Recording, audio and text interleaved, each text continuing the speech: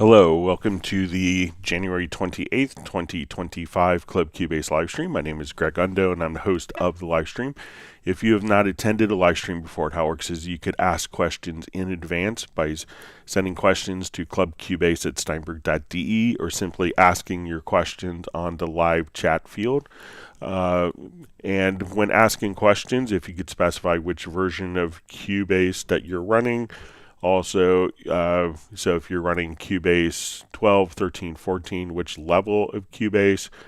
So if it is a, work with my chat. So if it is going to be Cubase LE, AI, Elements, Artist, or Pro, that information is helpful, as well as which operating system that you're working on. We will go through all the questions chronologically as asked. We'll go for about 4 hours or until we run out of questions.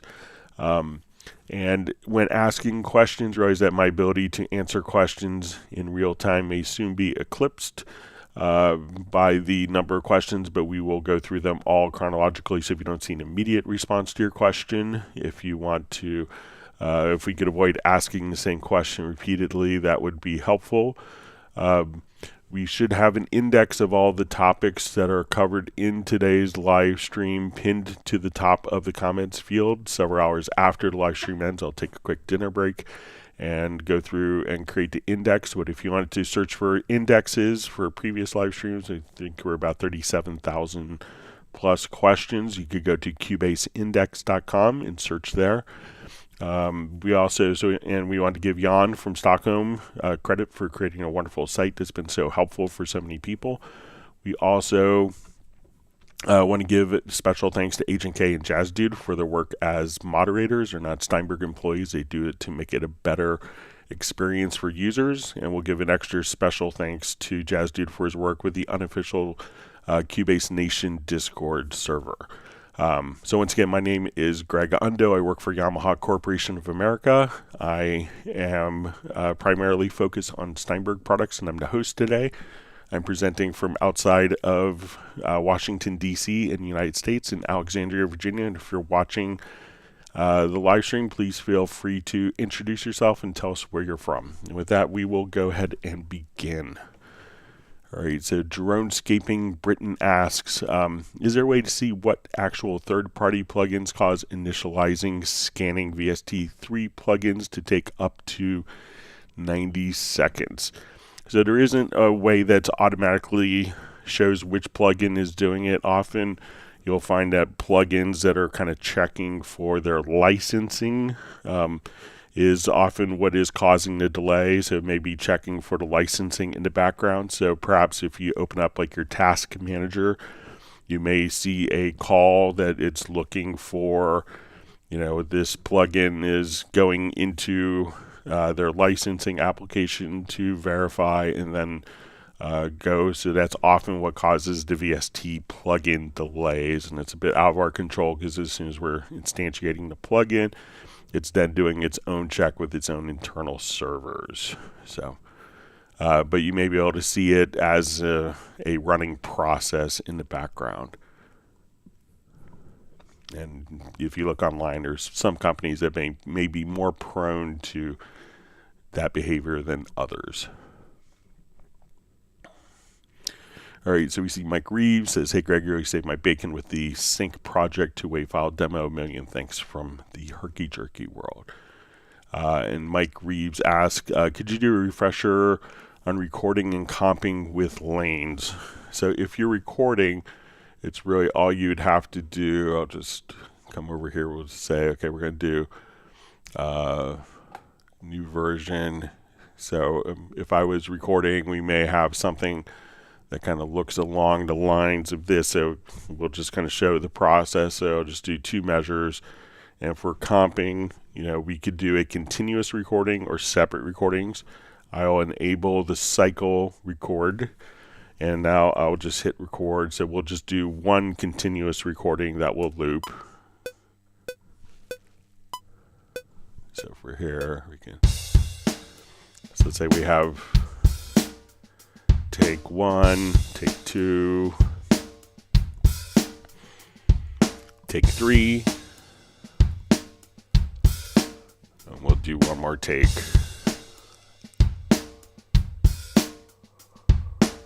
Alright, so let's say we have our multiple takes, and I actually have kind of multiple takes in this track version. So once we have our different takes, what we're able to do now is we could see all of our different takes and switch between them here. So let's say I have, if I wanted to go to take 2, and this doesn't have to be recorded in the cycle, we could just record on top of other tracks.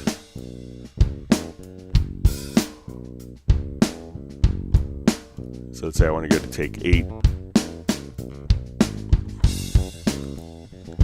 back to take 1. Now if I wanted to create kind of a composite track, like edit, like a comp of all these parts, what we could do is open up the lane view. I'll just close this so we can see it a little better. And we could grab the comping tool. So here I could say I'd like the first measure from this performance. I like these bars from there. I like this performance. And we could now just kind of come over here and say, okay, I want that from that take. I want that take. So that we could say this is going to be our performance. If we wanted to audition different takes, we could just hold down the Command or Control key and audition. So as we go over here, we'll see that it'll go from here shortly to here.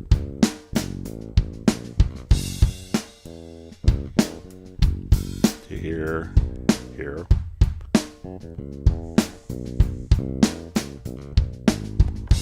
And if I wanted to collapse the view, I could just again come right over here. So once we have kind of stacked audio, you could visually see it with the lanes, switch to the comp tool, which looks like a hand.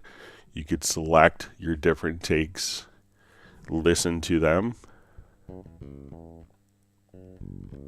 Say, okay, I like that one. And we can now have our comp take, and we could collapse the view to go into a single take, and we can see which take each of the segments has come from. All right.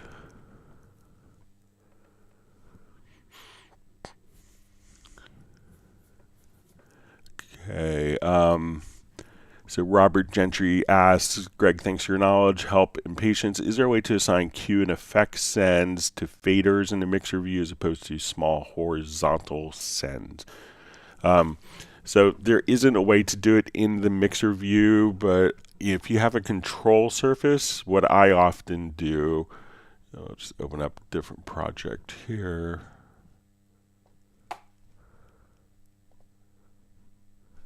Nope, doesn't like that project. Let me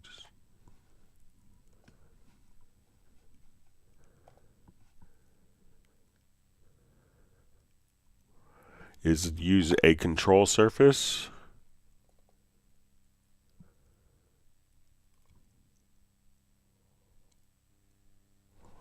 So let's say we have a number of tracks here. So I have these tracks, and each of these tracks, we'll just expand up, and we'll see our send. So each of these tracks will have 3 sends. So, I think that it's not too hard. Previous versions, where you could grab on the sends was much smaller area. But I think, it's much larger than what it was in previous versions. But one of the things that you could do is, let's say if we go to a MIDI remote, I'm going to come over here. Let's make a new MIDI mapping page. So I'm going to click on the plus, and we'll just call this effect sends.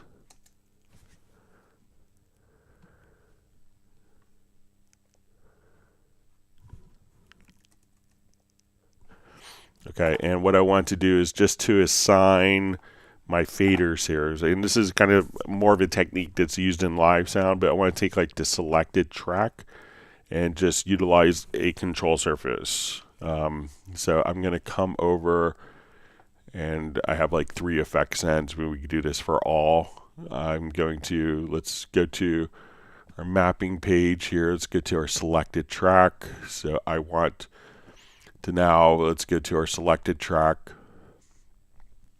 and we will choose our send slots. Let's do level 1. So I move the fader, assign. Let's go to send slot 2, move the fader, double click. Let's go to send slot 3.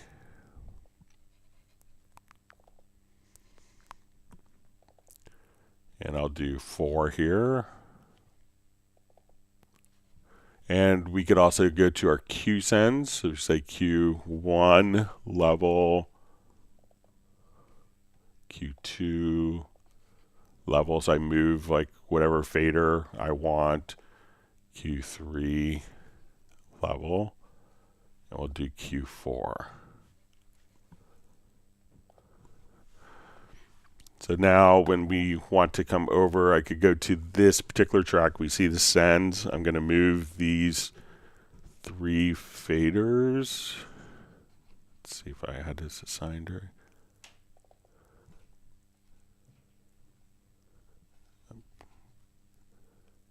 All right, so I go to my selected track again. Sorry.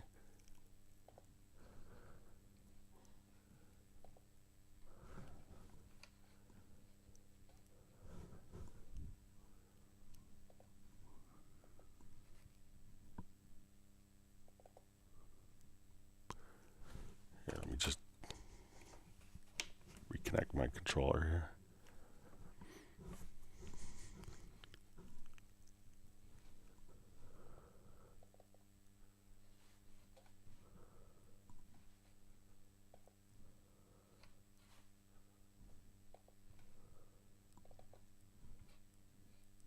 So now your controllers, you could just use your control surface to control your various send levels. And so while, it's not necessarily, flipping it down to the mix console, I think that for, your Q sends, that these have been enlarged to make it easier to navigate, but you could also just assign those to your control surface and control those.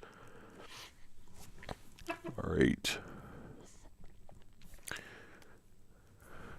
All right, DJ stats. All right, Greg, is there a grace period on WaveLab Pro 12, as I have a feeling WaveLab Pro 13 is around the corner? So, generally grace periods aren't announced in advance, but I don't think WaveLab Pro 13 is right around the corner, so I think you're safe to upgrade. But, we don't necessarily announce when a new version is out until it's released. And then it's usually a month back for a grace period, but I don't think it's imminent. And just see another comment from DJ Stats says, hope you enjoyed NAMM 2025. So it was a good show. Got to see so many friends and people that attend the live stream. So that was wonderful. Meet people in person. All right, Alexander Plasko asks, hi Greg, for audio tracks, any number of, when using the split cursor Alt-X or Alt/Option-X, does Cubase split the file at 0 crossing or insert a micro fade in, fade out? So I think that when we're doing these split function,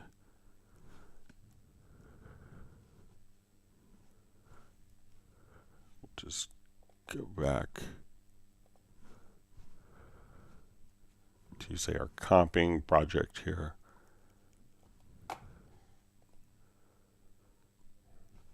Don't like that project. All right.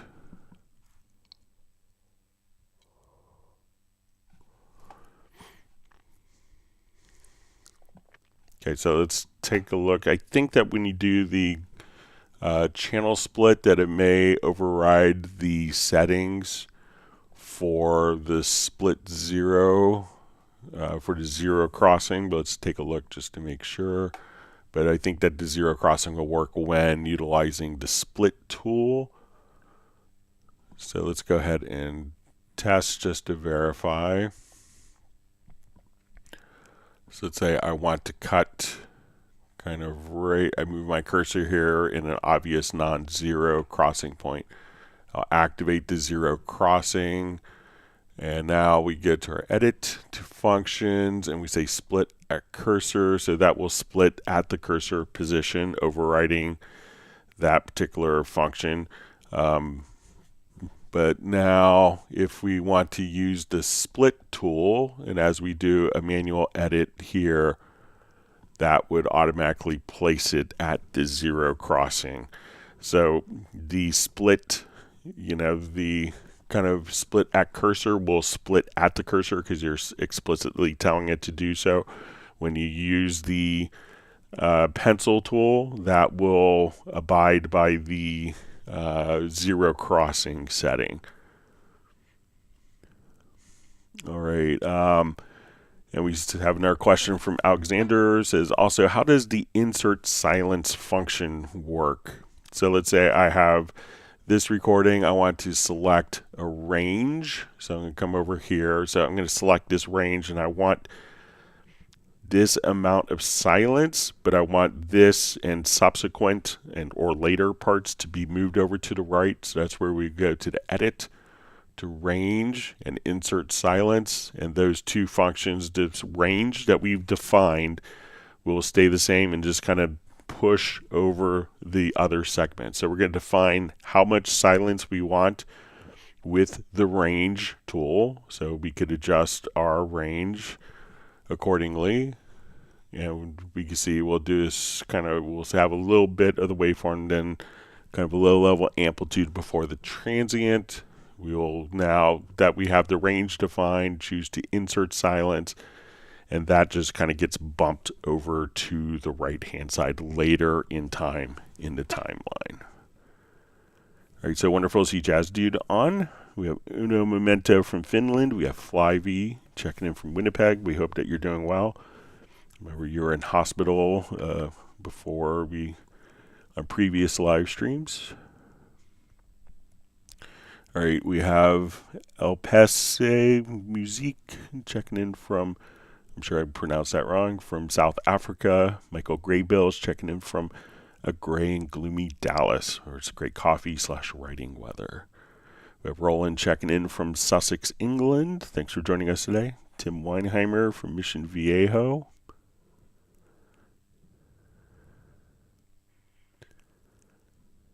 Thanks for joining us. And we have Soren checking in from Sweden. I see Benny from Sweden as well. We have Ted Carpenter saying hello. Uno Memento asks, do I need to uninstall Cubase LE from my old computer before downloading it to my new computer? You don't have to uninstall it if it's Cubase LE 12 or higher. And if you could have 3 licenses of Cubase LE, from version 12. So if it's version 12 or higher, you could simply deactivate it. You don't have to uninstall it. If it's Cubase LE 11 and earlier, you could still move it, but you may have to request a new software e-license or activation from Steinberg. Because the soft e-license that Cubase LE generally uses, it could be placed onto a hardware e-licenser, a hardware USB e-licenser, but generally that's going to be tied to the computer. So it could matter which version number of Cubase LE that you're running, And great to see Recyclop checking in from Finland. Tim K is grateful to be joining from Zeist in the Netherlands. His cat Buddy is waving his paw hello to other pets nearby, and he's ready to learn.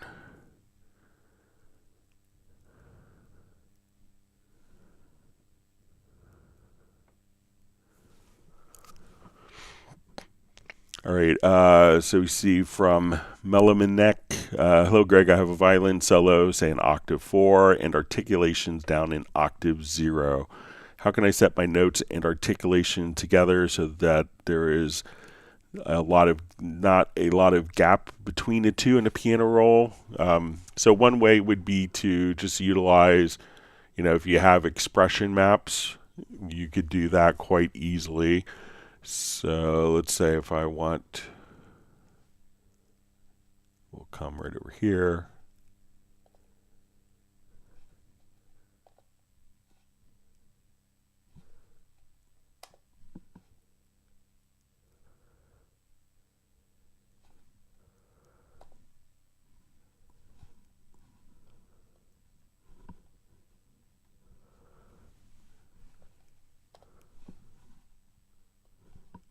See if we can. I think I have a file we could share this with. See if it misbehaves.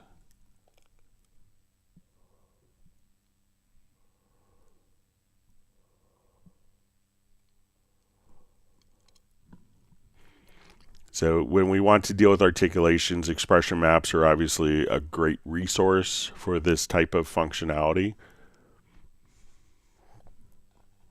So let's say I have my cello part here. Now, what an expression map is, if you're not familiar with it, is, so let's say I want to import, if it's a Hallian bass instrument, you could import the key switches. Now we could see our velocities. So we could see all the articulations not represented as notes, but we could see our articulations here. So this way we could just look at the note range of the particular instrument, and we could have our articulations handled directly right here.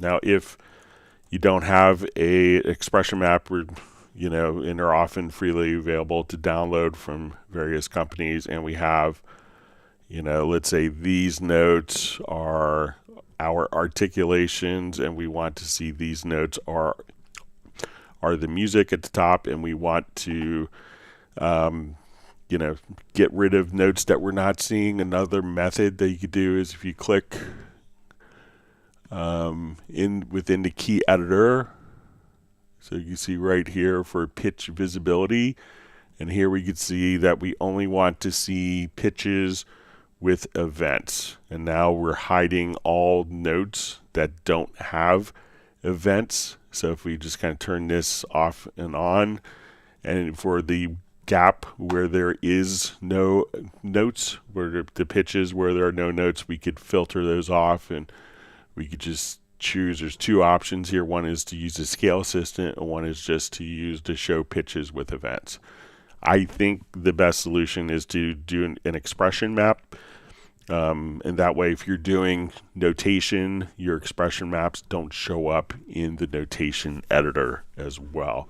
So I think that's probably a better approach to do it. But if you had to do it like super fast and you're not worried about printing, is consider just coming right over here and activating the pitch visibility tab.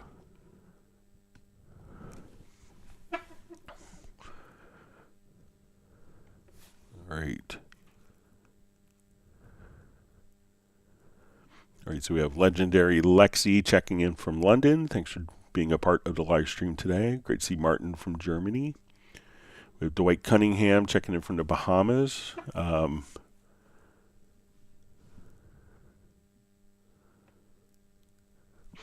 right, so Dwight Cunningham just asks, Greg, can you explain the chord pads range in my Cubase 14? My 88 keys controller will play the chord pads. My 32 controller will not play the chord pads. Okay, so let's say if we have like a Fender Rhodes here,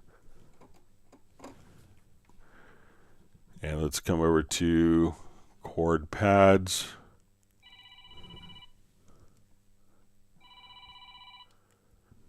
Grandmaster Flash calling. All right. All right.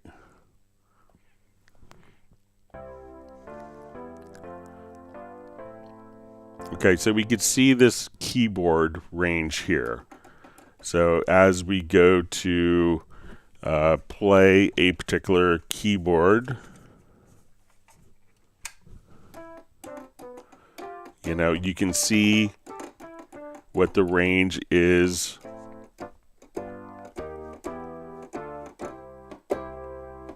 as we play. So it could be that you may have to just adjust the octave range of your 32 key MIDI controller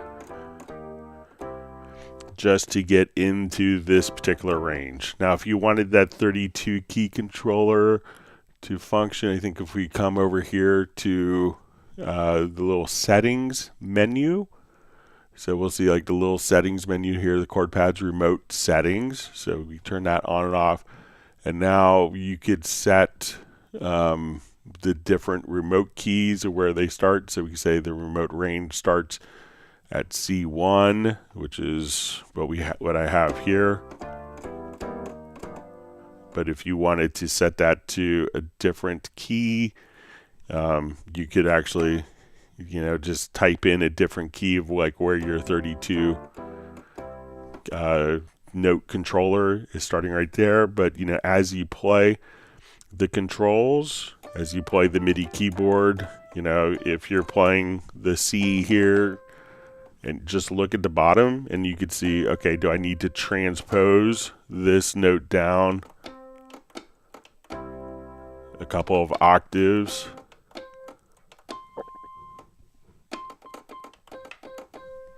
So now that we could trigger the correct chord with the range. But if you wanted to set it to start at a different range, just come again to the settings right here, in the upper right hand corner of the chord pads, and then you could, when you go to the pad remote control, you could set the range, the start range for the chords right here.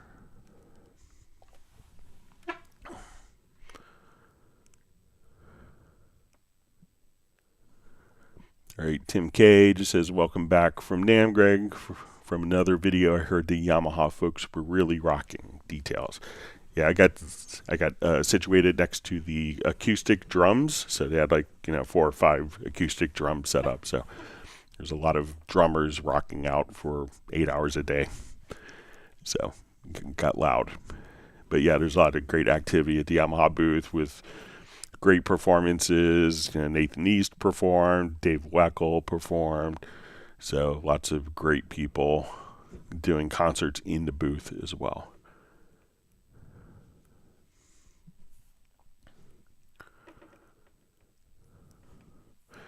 All right, so we have a question from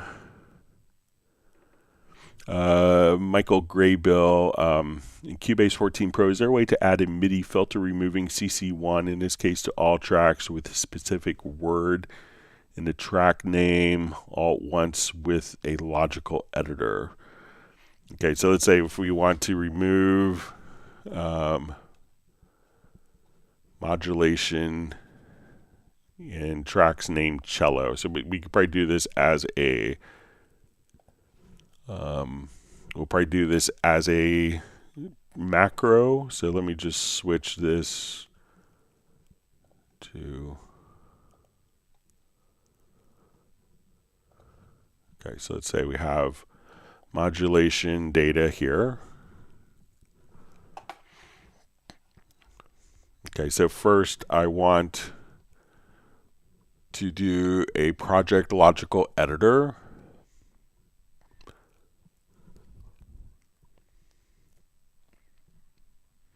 Okay, so we'll come here to our project logical editor. Let's get to setup. And we want to select name equal to Chelly. All right, so I'm going to come there. All right, let's just, all right, I'm just going to do track. So we'll say our container type is a track and the name equals Chelly.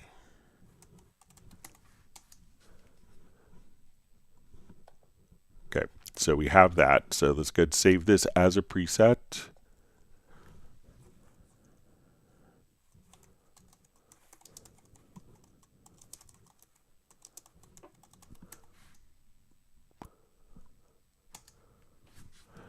Now let's go to the logical editor. So we'll go to our MIDI menu, to our logical editor.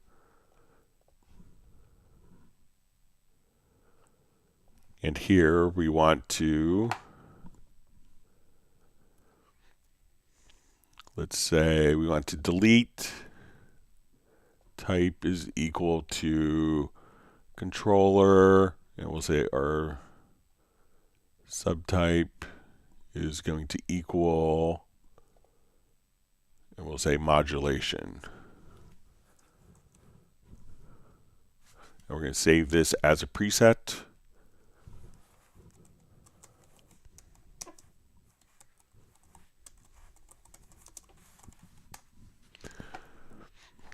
Okay, so let's build a macro. So the first part, we're going to select the track and then delete the automation based upon the track name. So let's build a macro. So we'll say new macro. We'll call this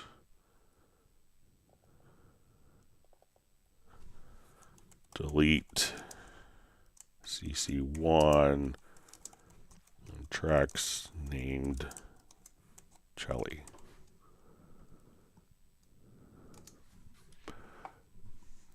Okay, so we want to come over and we'll go to our process project logical editor presets.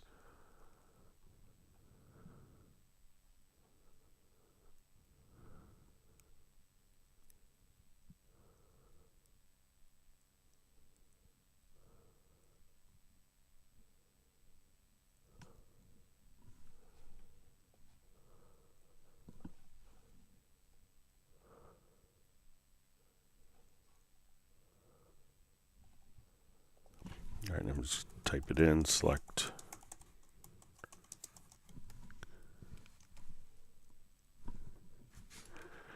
Okay, and we'll add this command.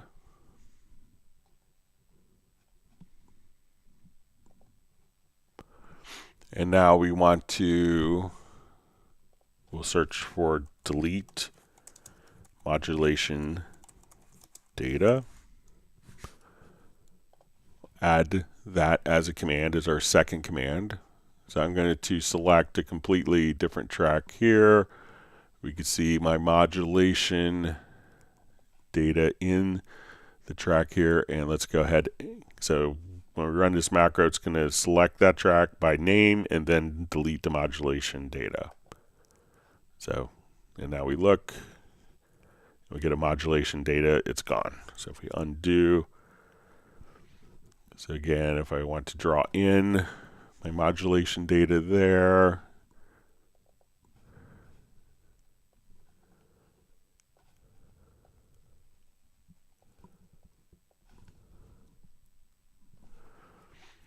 so I'm on a different track, run the macro. So again, there's two functions. We want to go to our project logical editor.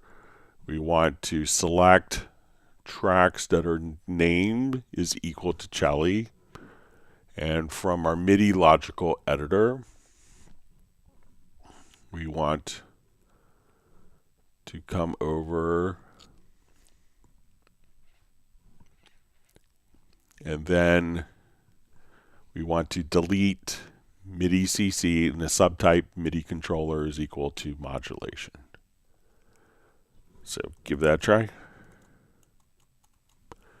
That should do the trick.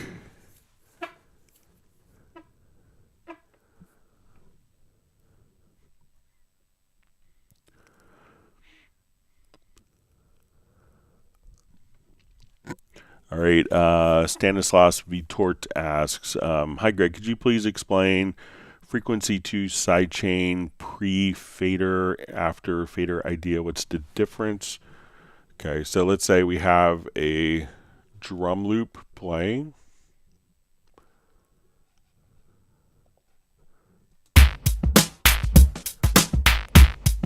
All right, so let's say we have this.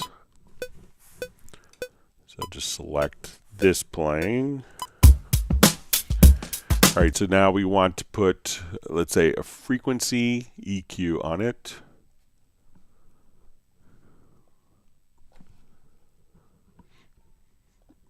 Okay, so let's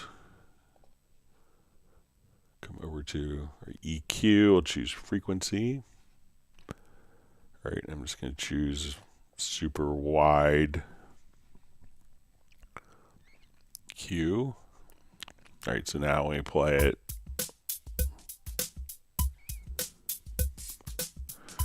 all right, so let's go ahead and put this into like dynamic. All right, so now that we've activated the dynamic control, so I'm going to just adjust the ratio, and I want this particular track here, so I'm going to activate the sidechain in the plugin, and I want this kick bleed track to turn on the sidechain. So we're going to come over here, let's say for sidechain 4 in, let's come over here, and we're going to say our kick bleed.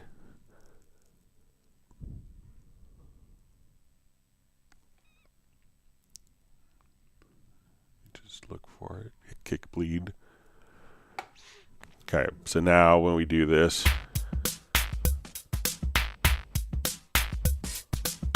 now where we get into kind of pre and post fader settings is where, if you know, depending on how much signal the fader is sending, so if we wanted to do more of this, you know, send more of that signal to the sidechain where the fader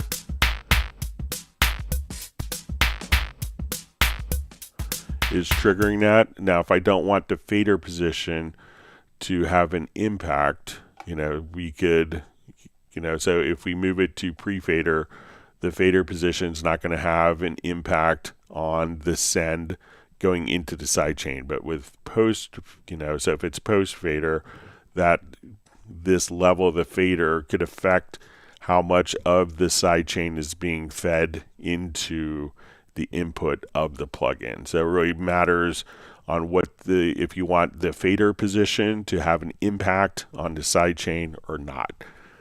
So pre-fader, the fader won't, and post-fader, this gets set how much of the signal is being sent into the dynamic EQ.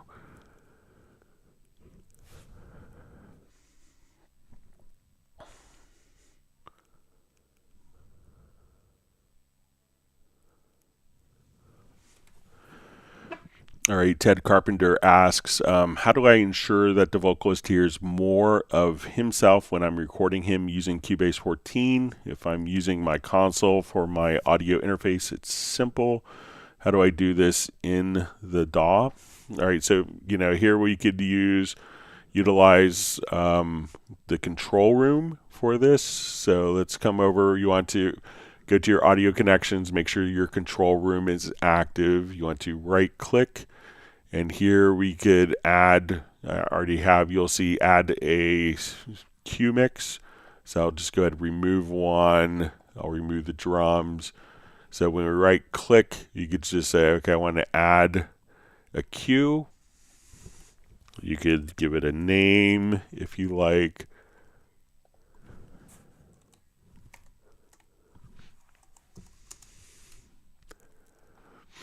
Okay, so let's say I have a vocal mix for, we come here for vocals, bass, guitar, and drums. And what we want to do is just, if we go to our mix console, we can see our Q sends. We want to come right over here in the control room. If we want to listen to our cues, we could switch directly here. But what we can do is I'm going to select, let's say, all of my tracks. And then if we kind of go to our Q sends, so let's open it up. I'm going to select these tracks here. We could select all the tracks in your project. Come over and say, okay, we want,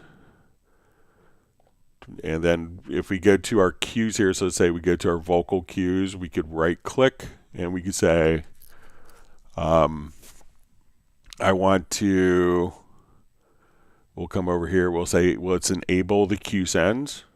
I want to right click in the vocals, and we can say for our vocals, I want to use the current mix levels, and let's use the current pan setting. So we right click in kind of an empty area, you use the current pan settings, and we can say, okay, this is our vocal track here, and what we can do now is just set more of and do a more me headphone mix for the vocalist. So we would, instead of adjusting the faders, which is what we're hearing in the control room, we now have, and we want to make sure that these, one important thing I left out is when we come over here, we want to make sure that these are connected to your audio interface. So we can say these are going to be going out of outputs 3 and 4, which is feeding a headphone. So we need to define this kind of a different monitoring path.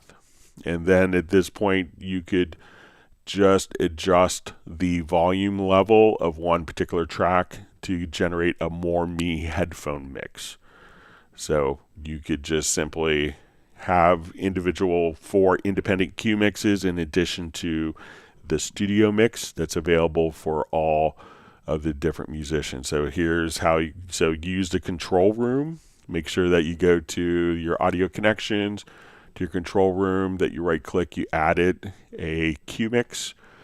So now that we add a Q mix, we want to define where it's going out of our audio interface through our converters, and at that point we could just go to that audio interface, right click in a blank area. You could turn on all the channels, you could use the current mix levels so they're hearing exactly what it is in the control room, and then you could just choose to modify and give the vocalist more of their own headphone mix, and you could listen to their mix in the control room to make sure everything is as expected. You could do stuff like, okay, maybe the vocalist doesn't need to hear the click track. You could turn the click track off in their headphones so it doesn't bleed through the vocal recording. So use the control rooms, and then you could do more me headphone mixes quite easily.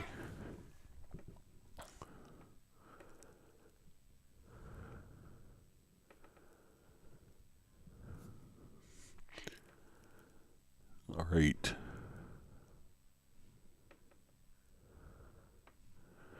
All right, Zephaniah asks, how do you fade out an instrument track using Pro 13 on PC?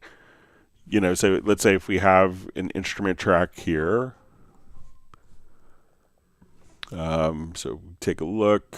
We'll listen to this just so as we come here. All right, so let's say we have that instrument track going on.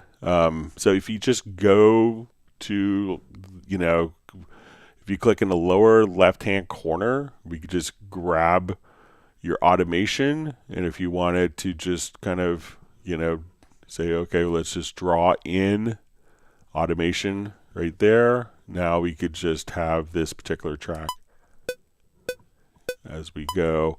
And you could just draw in kind of the automation on your particular track. So if you want to fade up, fade down, you could just do it straight automation, and that will work for your instrument track.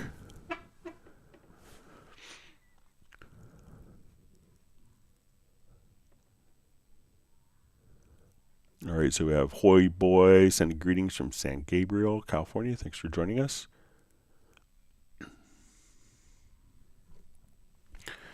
All right, Xander Series asks, Media Bay does not display my samples, which are in my external drive. When I click on the folders, I cannot see any results. I've tried rescanning the folders multiple times, yet the same. All right, so if you want to come over, so make sure, so I'm not sure if when you scan the folders, if you did that within Media Bay, but any drive that is connected to Media Bay, if you go to this computer, so, and then you could see all of your hard drives that are listed. So if you have like an external drive, I don't have one currently connected, you should see your external drive here, and then make sure that you have it clicked here. So make sure one that that you see the external drive listed here. Sometimes if it's formatted differently, there are formats for Mac that won't be visible on PC and vice versa. So you could try just to make sure that the drive is connected there. Then you could go to different subfolders if you wanted to, and just make sure that the media bay is seeing those particular folders. Make sure that the drive is also not set to to read and write, as opposed to just read only. And let me know if that is helpful for you. But you should be able to access it straight within Media Bay, but make sure your computer is accessing it. So when you're accessing the drives, let me know if you're accessing the drives from within Media Bay or just on like Explorer or Finder as part of the OS.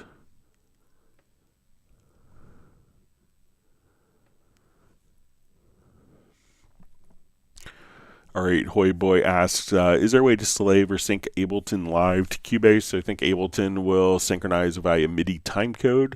So if we just simply come to our transport, you're going to need to have like MIDI ports between the two programs. So if you wanted to come over here, you could go to your project synchronization setup. We could go to, and you want to send MIDI timecode destination. So you want to, here we could choose a MIDI port where the MIDI timecode is being sent out of, and connect that to the port where MIDI timecode is coming into Ableton. So you may have to set an external sync.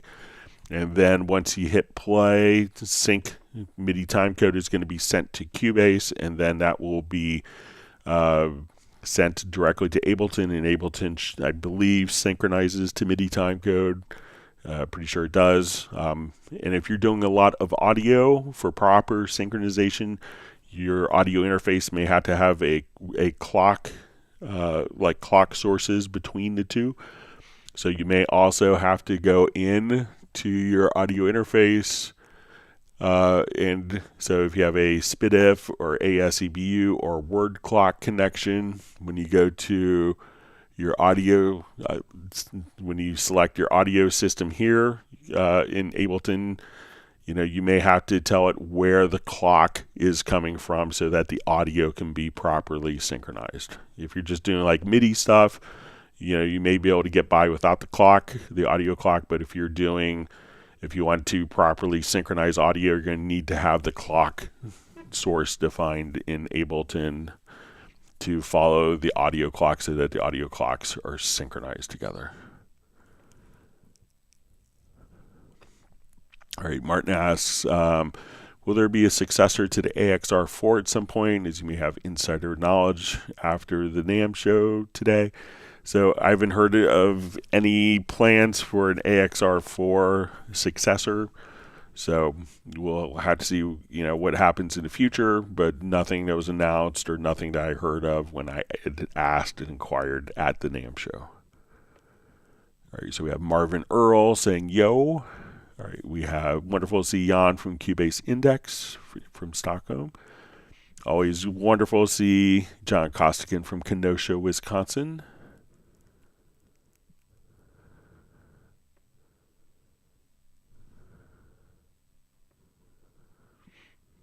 All right.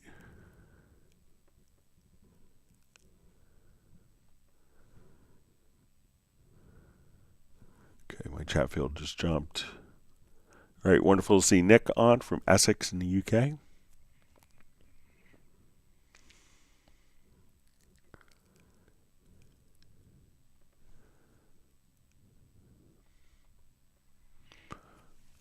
All right, Jonathan McPherson says, hi Greg, great to be back here. I was wondering if there's a modifier key or an object selection tool pointer for selecting consecutive clips, i.e. multi-mic drums, top clip, bottom clip. Thanks. So let's say if we have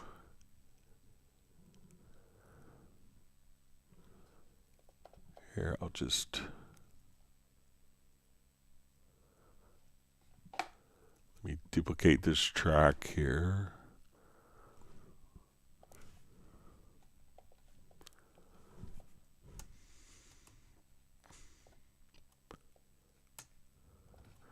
All right, so if we have this part selected, if I hold down just the shift key and the arrow, that we could select. So I'm just holding down, so I could select the next event going up. If I go left, right arrows, and if I hold down shift, I can select the event directly above or below. So if I wanted to, let's say here, now I want to, so we'll start with this one selected. I hold down the shift key, we go up, hold down the shift key, I go right. So we can just kind of select your different tracks. So try just like the shift key if you want to, for selecting consecutive clips. So if you want to go like, from left to right, you can just use the arrow keys, and if you hold down shift, that will keep those selected.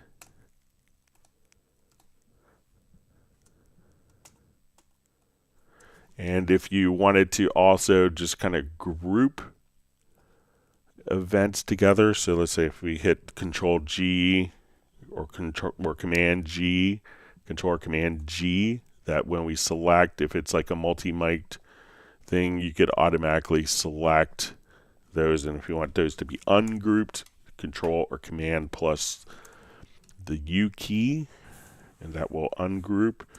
But try to just come over here, and then you could select different clips. So I could use arrow keys to select, and if I hold down shift and arrow key down, I could select the event below or event on top. So let me know if that's helpful for you, Jonathan. All right, you see Sway TV just says, hi all, welcome back. Greg, so you're welcome.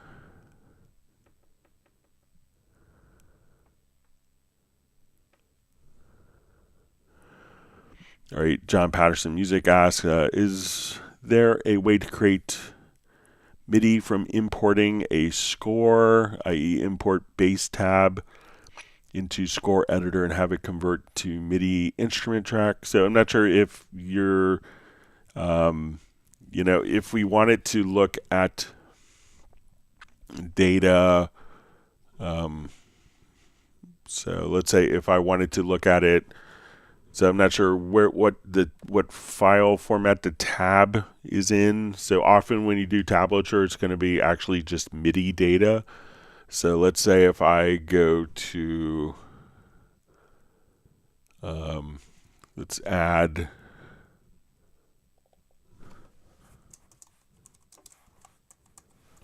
I call this bass guitar. I want to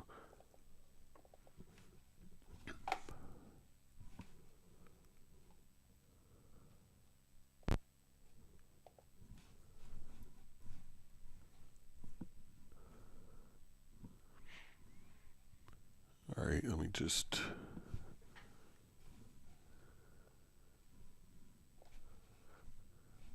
come over here. So let's say I want to just put in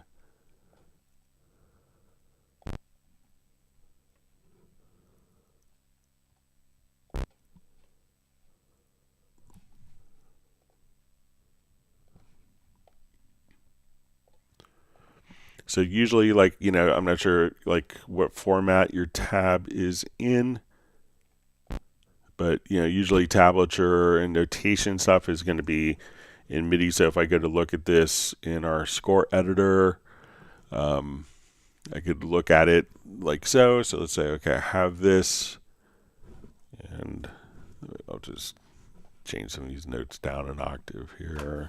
Hold shift and the down key. All right, so now I look at this part in my, but if we come over here to the, so, if it's going to be just MIDI data, we could convert this. If we go to your settings and we go to instrument, we could say, okay, it's going to be bass guitar, and we want to show in tablature. I can come right over here, and then we could show in tablature right there. So again, go to the instrument, and we can say show rhythms in the tablature if we wanted to. So, so there is tab that's kind of part of it. But I don't know what you're importing bass tab score and have it convert on a MIDI instrument track. So let me know exactly what format the tab is in. I would guess that most of the time it's going to be MIDI, but you could then just simply import that MIDI file into Cubase and see it in notation or edit it graphically.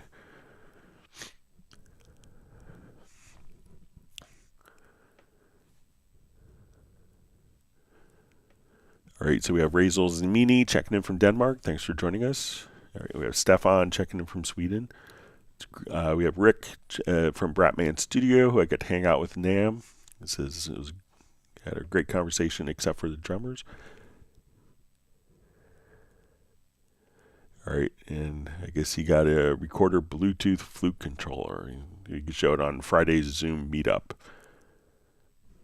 All right, so we had an artist known as Love watching from Brazil. It just says, I hope that I had a great trip to NAM. All right.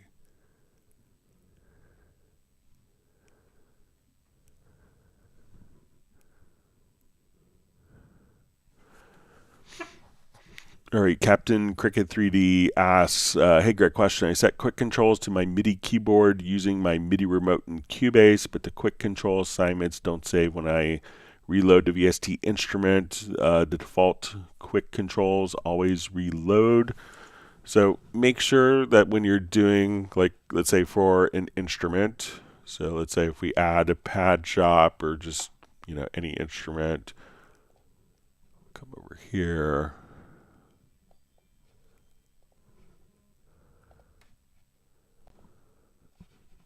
All right, so you'll see like this little QC at the very top.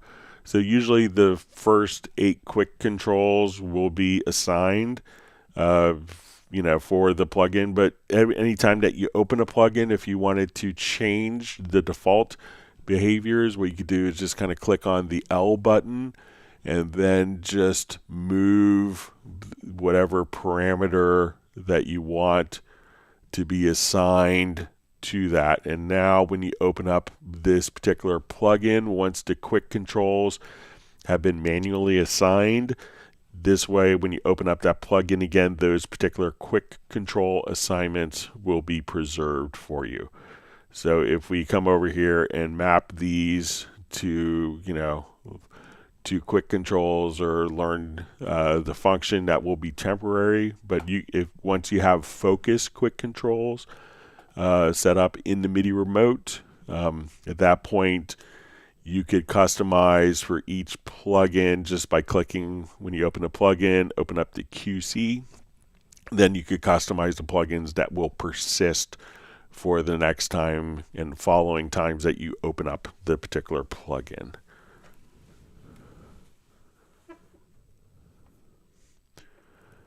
Okay. All right, great to see Val checking in from Vienna.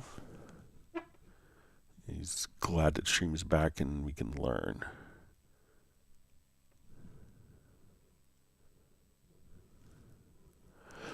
All right, Alan from Scotland asks, I'm thinking about getting the Elgato Stream Deck as some kind of controller for my DAW. What's the best options for using MIDI remote with it? So it's pretty, once you have it connected, the thing that you want to do, there's a little utility that you could download to basically every time that you push a button, that button will be a MIDI note or MIDI controller message.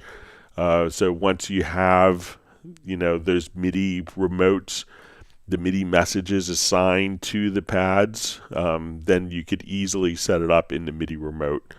So just make sure that you get it's like a free utility that will turn. I know it's free like 5 years ago when I got mine. I'm not sure if the later software versions actually allow you to, by default, have MIDI. But when I set up mine, and it was about 5 years ago, we had to, manually assign that each button I pushed was transmitting like a MIDI note message at a certain velocity, etc. So.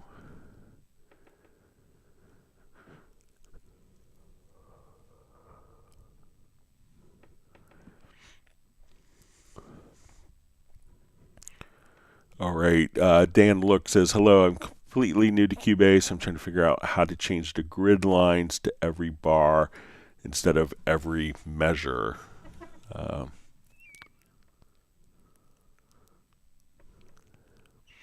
right. I'm trying to figure out how to change the grid lines to every bar instead of every measure. So usually bars and measures are kind of the same terminology. So, it could depend on your zoom factor. So here, where we're seeing, 18 tracks here, as we zoom in, the grid will kind of change by default as you zoom in. So here we can see one beat, and we can see the grid lines being 4 divisions of that. So we see 16th notes. If we zoom in further, we could see, so it really kind of is dependent upon your zoom factor. But usually, if you wanted to see, like here at this zoom factor, we see one measure or one bar. And if we wanted to go to the next zoom factor, we can see that the grid line here is for each beat. And as we go in further, we can see that we have the beats and then defined as the 16th note divisions as we continue to zoom in. So if you want to see the beats, you could be there at this zoom level, and you're at this zoom level, you're only seeing the bar or measure. So try adjusting, and you could just do that hitting the G and H keys. So if you're not seeing the beats, just hit the H key a couple times, and you could zoom. And depending on your zoom factor is where you see the grid changing to represent different values.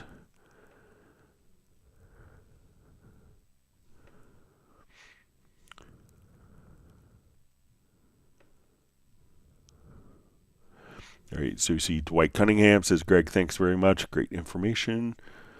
Maharishi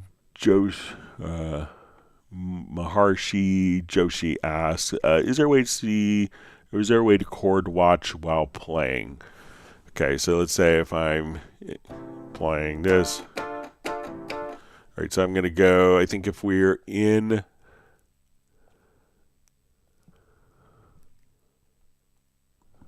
like our MIDI editor, and let's say I'm recording all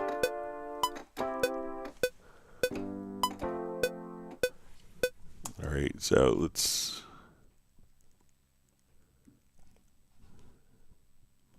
me just come over here and I'll just record from within the editor. All right, so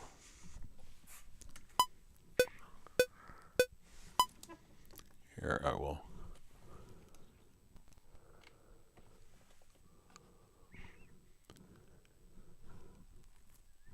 So you'll see like the current chord display.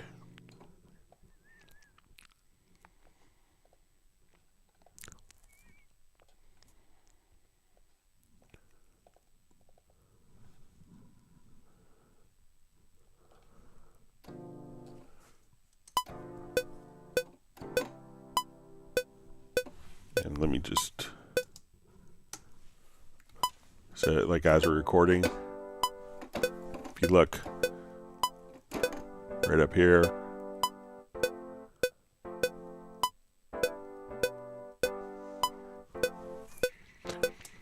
so let's say, let me just move this so we can put it. So as we're recording in, we can see right at top here the current chord display.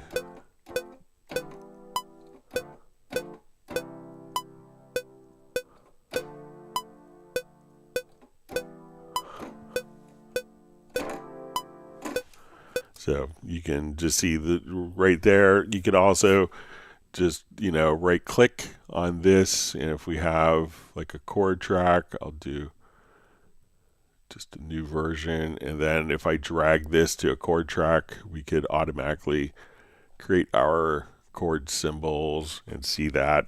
It's not real time, but if you want to see real time as you're recording, you can see it on a current chord display in the transport bar.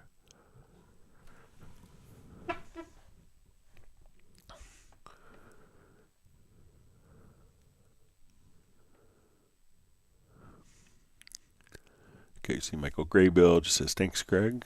All right.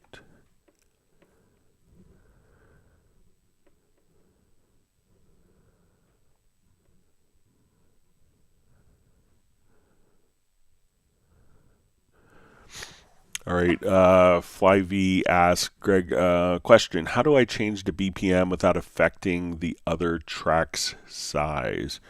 Okay, so if we change the BPM here, so say we have this particular event, all right, so let's say our MIDI track here is in musical mode. So right now we have our master time set to bars and beats, and as I change my tempo here, so let's say we're at 100 beats per minute, I change my tempo, this isn't changing in size. Now when it changes in size is often when we have our master time format set to seconds. So if I change the tempo, and that's going to, we could see that as we adjust our events, that our time scale is changing based on as we adjust tempos. So, make sure that, if you're set to bars and beats, changing the tempo. And if it's for audio, so let's say if we, look at an audio event here and we change the time, we can see that the audio events that are in, so I'm going to come over here, let's say that this is not set to musical mode. So, and as I adjust the tempo, this audio event appears to change the size, but what's actually changing is the tempo. These events here are in musical mode, so they will automatically adapt to whatever tempo, but for an audio event that's not in musical mode, that's going to play back at the same time, but we're changing kind of the time here. So it looks like the event is changing time, but it's really the tempo changing time. So for generally MIDI tracks and audio tracks, so that are in musical mode, you won't see a change if your time format is set to bars and beats. But an audio event that's not in musical mode, that will appear to change, but it's playing back at the same time, but the tempo representation is different. So let me know if that helps, Vince. All right, so we have Vincent checking in. Great to see you back. All right, so we have Claes Olsen checking in from Malmo, Sweden, just saying hello to everybody.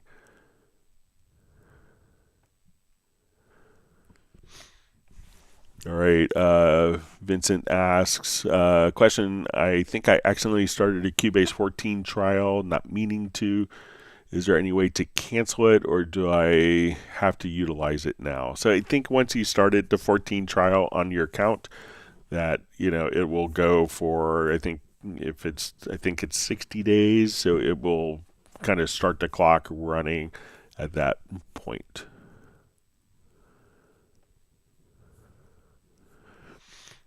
All right, Waveform Multimedia asks, question please, has the MIDI remote totally replaced the generic remote now? So I don't know, it hasn't. The generic remote is still there. We know that people have spent a lot of time configuring generic remote setups, especially with like tablet systems before the MIDI remote was implemented.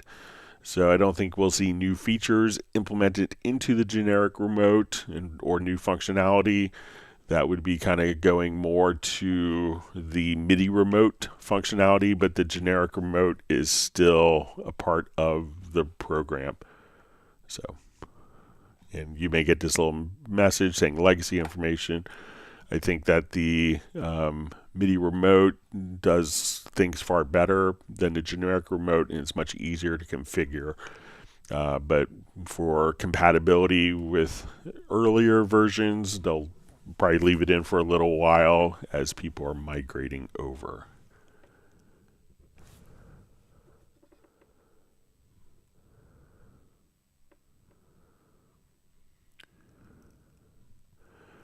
All right, the Phil French channel just says, any update on Innuendo 14 update? Forgive me as I'm just logging on. Blessings, everyone. So it's going to be coming soon, but generally, sometimes Innuendo they may announce like a week or two in advance of when it's released, but nothing that's official. But generally, as a rule of thumb, we don't kind of announce before release. All right, we had the Phil French channel. Just checking in from Dallas, Texas. Thanks for joining us. All right, we have Edward Pisen from Congo. Thanks for being online and joining us on the live stream today. All right, and we see Jazzy Lamel joining us. All right, and we see Vincent was in a discussion with Jazz Dude. Says, what do you mean? Even if you don't use the trial, it runs out. So the trial runs for 30 or 60 days, and then it won't.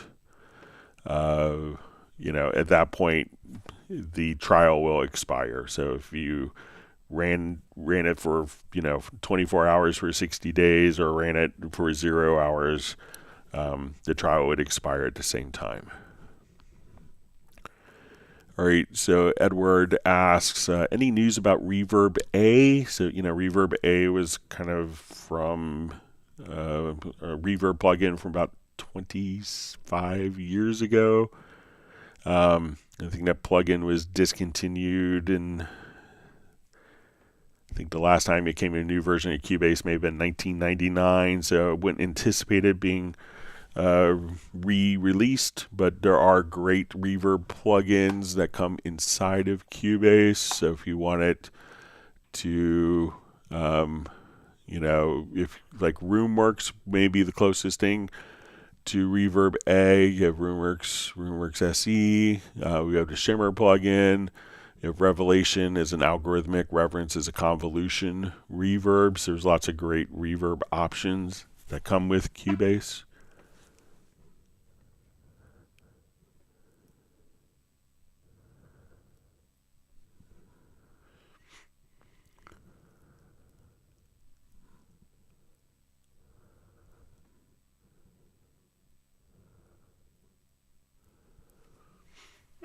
All right, so we have a question. Is there a way to measure the crest factor in supervision? So I'm not sure. Let me just remind myself real quick about what crest factor is and see if we could figure out a supervision method. Hang on just a second.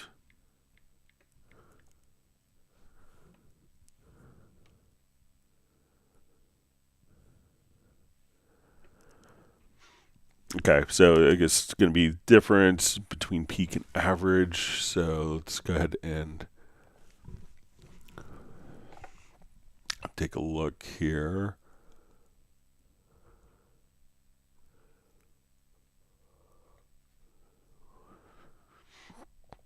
Okay, so let's see if we... So I think that you could probably get a sense of it, from maybe the loudness meter. So because here we could see, we just turn this down to more realistic tempo.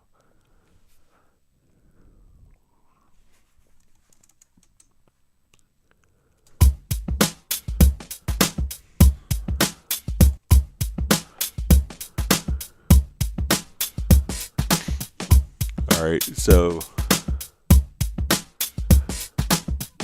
if you're kind of looking at like the loudness units, so here you can see kind of the peak, the integrated loudness. So I guess you could kind of subtract. But let's see if there's other settings in our scale.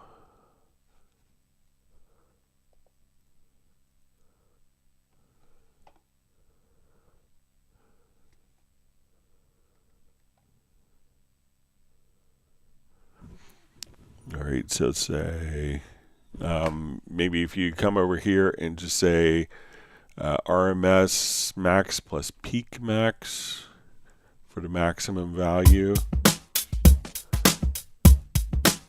So here you can see, well, you know, I guess you could subtract between the two to get a sense of what your crest is there. So try setting the max value here. You could do,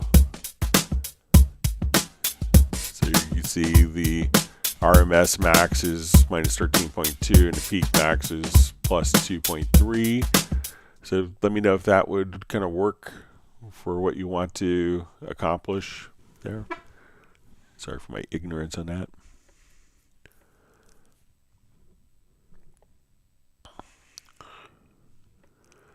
All right, Marty J. Brown says, hey, can you go over the customization options for Cubase, waveform, color specifically? All right. Okay, so let's look at our waveform. So right now we have our waveform. We have our event that is like a green background, and we can see contrasting with that our waveform. If we have a darker, so we could see that now when it's selected, we could see it even kind of contrasted even more. Now let's come over here to our appearance preferences or settings. So we'll come over and let's look at our event display. So there's going to be, if we wanted to adjust like the event opacity, we could come over here. And if we wanted to see kind of the grid below, so we could have kind of the colors, like the event outlines remain, but this way we could do an edit on the grid. So again, we could, the event opacity, so we'll come over here, we could adjust that. So if we wanted somewhere in the middle, we could apply and kind of adjust that. If you wanted the event opacity to be, I believe that's the default state. And then let's look at the event handling. Let's see if we come over, if that applies to the waveform. All right, and once we come over here to audio, we could now, we'll get to our event display. We could say, okay, maybe I want the waveform to be very dark. Or if like people that used to run like Sonic Solutions, some people like to have white waveforms. So we could adjust the brightness there. So if you wanted somewhere in the middle, or I think the default state is kind of towards maybe about 40%. And then if we wanted also the outline of the waveform, we could also just come over and have that, so adjust that. So we can see kind of the outer edges can be adjusted accordingly. Now there's also you know, background color modulation. So if you wanted to see this like on more, especially if you're dealing with low level amplitude. So let's say, you know, as we're looking at it here, we could see kind of the background modulation just to kind of point out. And sometimes we have some broadcasts, like radio stations may deal with very low level amplitude on their audio editing waveforms. So that can be used to kind of adjust the background color modulation of that. So lots of great options to kind of customize the waveforms on audio events. So let me know if that's helpful for you, Marty.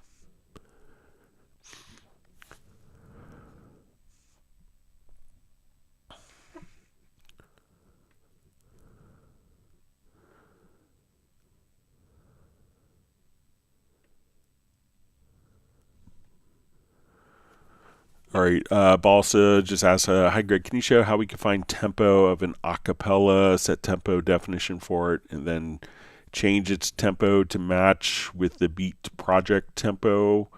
I don't really, I know, I think Tiago had sent an acapella. I haven't had a chance to really play with it as much, but it's really going to be like, you know, very similar. you may have to find, sometimes acapellas can be tricky because, sometimes the melody doesn't start on beat one. So, if you know kind of roughly that it's going to be a steady tempo, what you could do is grab the warp tool, and then there's, different warp modes. So let's say if I switch this to warp grid, I could say, like right here, I want to move. I'll take this out of musical mode, but I could say, I want this particular, event to, as we work this. So if we select the warp grid mode, that we could move our, let me just turn on the tempo track, sorry. That we could move the measures. So if you want to find out, if you could find a clearly defined like measure, we could kind of come over here and just say, okay, looks like this is it sounds like it's a steady tempo, find 4 beats and move the measure, and that will give you the tempo information. Once you have that tempo information, you could then, if you go to the pool window, hit Control or Command plus the letter P, you could select all the files, enter in the tempo, and then once it's in musical mode, then, if you wanted to adapt to different tempos, you could just simply put it into musical mode, and then that will follow the project tempo for you. So I'll see if I can construct maybe for Friday's live stream kind of a quick acapella thing from the project that Tiago sent to show this.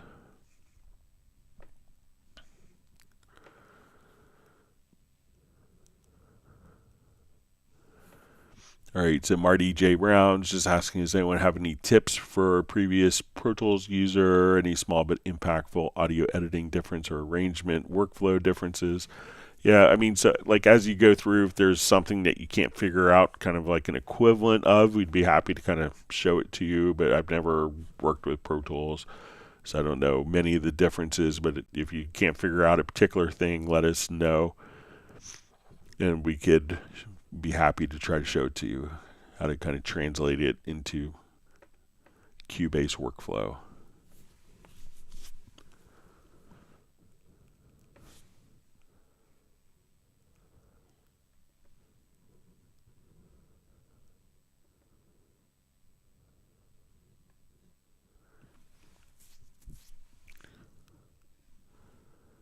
Okay.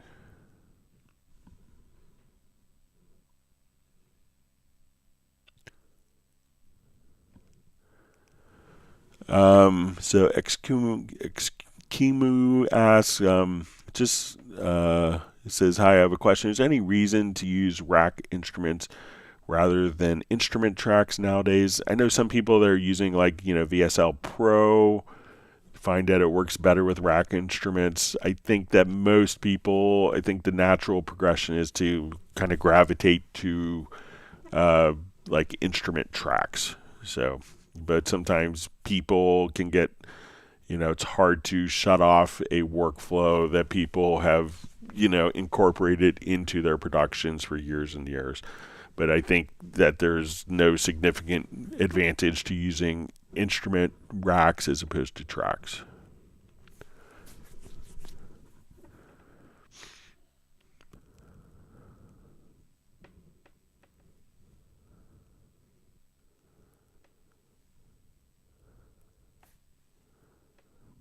Okay.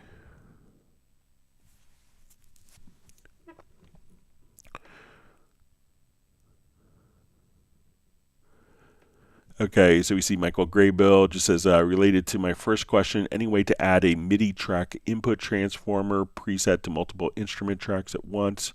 Again, just wanting to pre-filter MIDI CC1. Okay, so let me just come down. Let's add a couple of instrument tracks.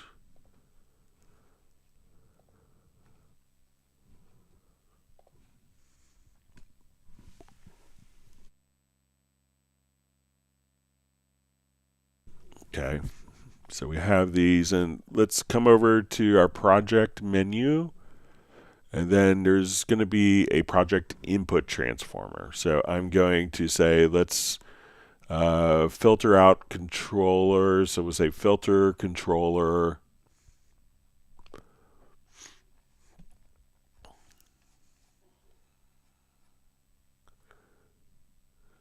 And let's say modulation. Okay. So we added these 3 tracks. I think if we come over that now, we could just say we're going to use the project.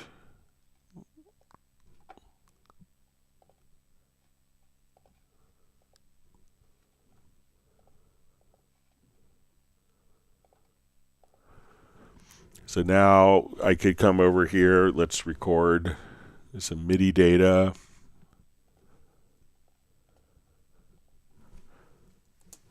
So I'll just play some notes. I'll move some pitch bend. I'll move my mod wheel. So mod wheel is moving, pitch bend. I'm going to move CC7.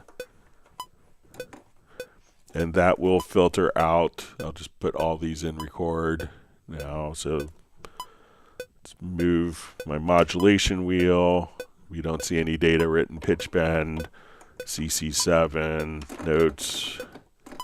So once I've set that up in my project menu to project input transformer, I can tell each of the tracks just to follow this project input transformer. So once I set that, then when we look at the data on all of those particular tracks, let's go into our list editor. Sorry, we'll come over here. I had 25-year-old muscle memory. Go to my list editor. Wrong keyboard shortcut. We'll see lots of controllers, but no CC1. So we faded out MIDI CC1, but all the other controllers are going to be present. So when we look at our particular data here, we go to modulation, we don't see any. We would see our pitch bend data. We would see our CC7, but once we've defined it in the project, kind of at the project level for the project input transformer, that way I could just select the particular track and go into the routing and just tell it to utilize the project input transformer, as opposed to just an independent one at the track level that I would have to set up all the time. So let me know if that's helpful for you, Michael. All right, so Benny just says his friend C14 is working. That's great to hear. All right, so we have Lewis checking in from, I think, maybe Massachusetts. Says, thank you, Greg, for helping us. Quick question. I want to buy VST Live for Steinberg. Can we ask questions in regard to VST Live in this chat group? Thank you, Greg. Yeah, I'm not as proficient on VST Live, but if you want to send any questions in advance to clubcubase@steinberg.de, I'd be happy to have answers for you. Okay. And we just see, can we map MIDI parts of a song in VST Live? So do you want to like go between different sections of a song? Or so let me know what you want when you say MIDI map parts, if you want to, because if we take a look at VST Live here,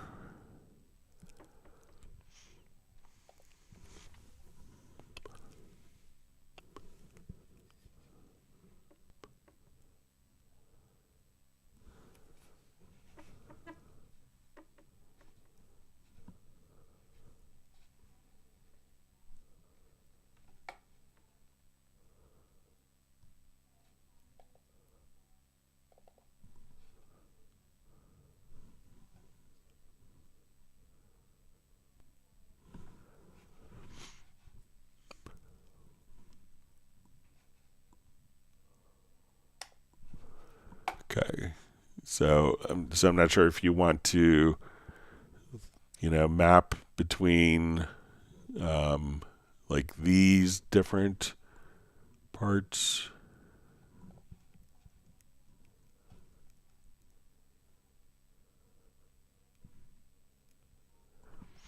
So let me know if it's like, for the verse or chorus, and let's see if we could figure this out real quick, because I think that we might be able to.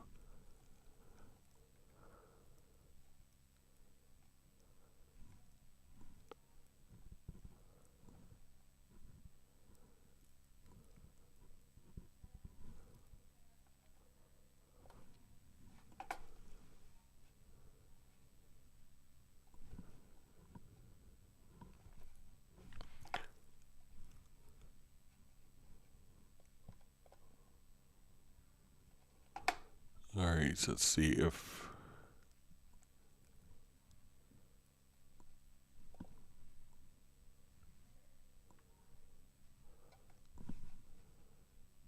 I know there's kind of a way to do the MIDI mapping.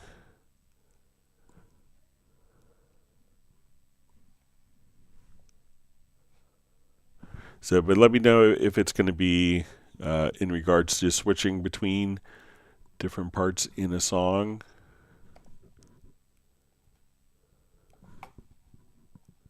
Or like exactly what you mean, and then we can try to get it figured out for Friday's live stream. Hang on one second.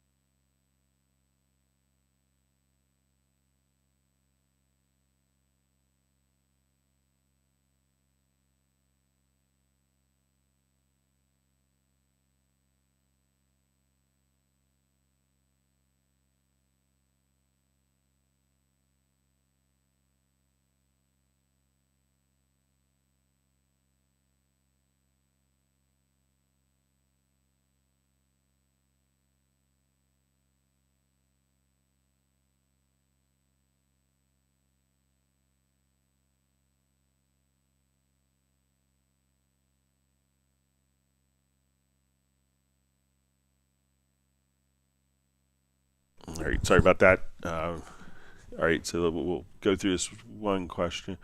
All right, so just had a question from Grandmaster Flash, which I'll show to everyone here. I think he's going to pop on. the live stream real quick.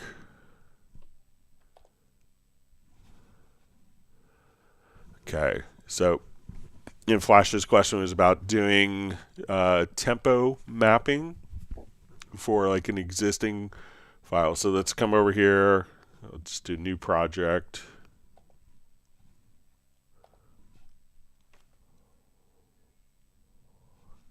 It doesn't like me reopening projects today.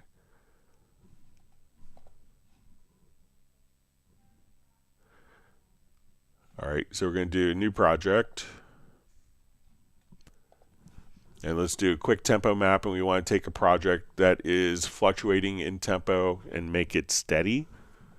So we'll come right over and let's import our audio file.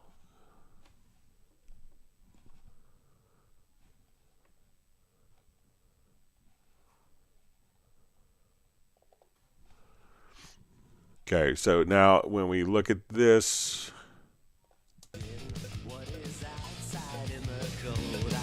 we can hear that the click track isn't aligned with the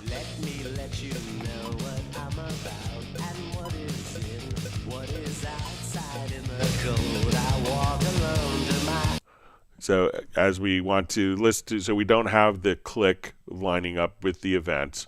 So what we're going to do is select the event,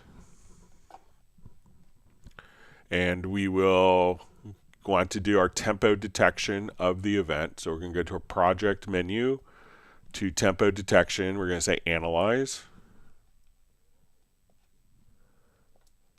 Let me let you know what I'm about and what is in, what is outside. So now we've figured out the tempo map for the song, and what we want to do is I'm going to come over here and, like, if we have a pickup note, Let me let you. We're going to say the downbeat starts right here, and I'm going to put in like a 4/4 measure because that's the meter of the music. So as we see that we're going to have tempo fluctuations going on almost every single beat here. Let you know what I'm about and what is in, what is outside in the cold. Now if I want this track to be steady, we can see that we're roughly like 172, 167, 180. So let's say we want this song to be a steady 172 beats a minute. I'm going to select the event here. Let's go over to our project, or go to the audio menu. We're going to say advanced, and we're going to say set definition from tempo, and that's basically going to take all of the files here, and it's going to embed all this metadata, all the tempo changes into the file. So now if I wanted to play back perfectly steady at 172, which is roughly in the middle there, Let me let you know what I'm about. or if I want to be slower, now it's playing back perfectly steady, or we'll match the tempo. I walk alone to my own beat, and let me tell you lies about me.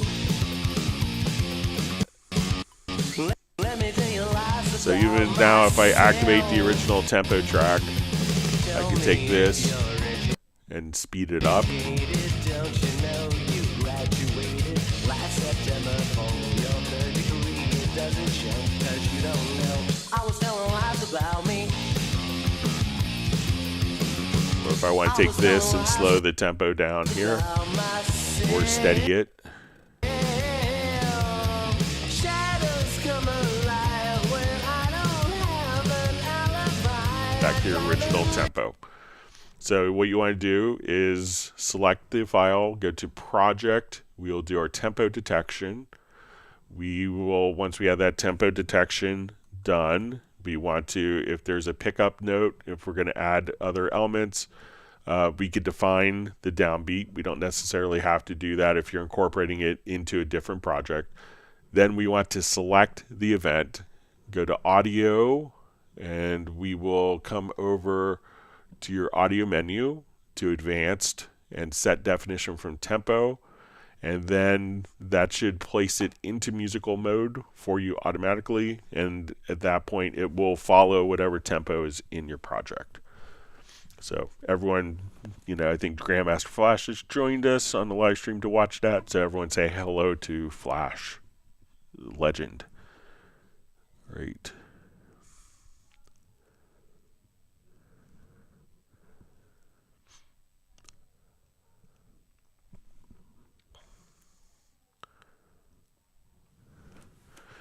Mike Braley just says, welcome back. Is there a way to use a modulator to sidechain a vocal reverb to duck it while singing instead of a compressor so it doesn't change the sound? So, usually modulators, see, my Cubase is acting weird when I switch projects. Let's see if we could open up a different project here.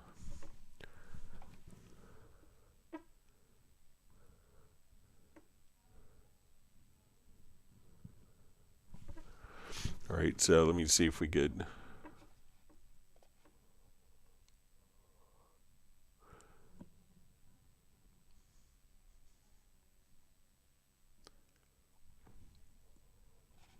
All right, so, so let's say we have a reverb. Let's say we'll listen to our vocal here. What did you say?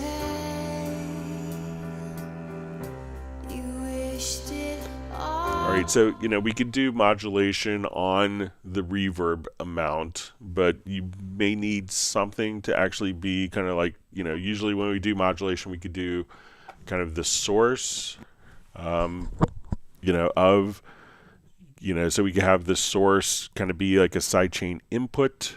So let's say if I wanted to come here, let's go to the modulators on this particular track. So let's say, and the modulators can often be triggered by like a MIDI input or, but generally they're going to kind of run on their own. So let's say if I wanted to come over here, adjust the LFO, and I want this to be down, and I want this to do the send level.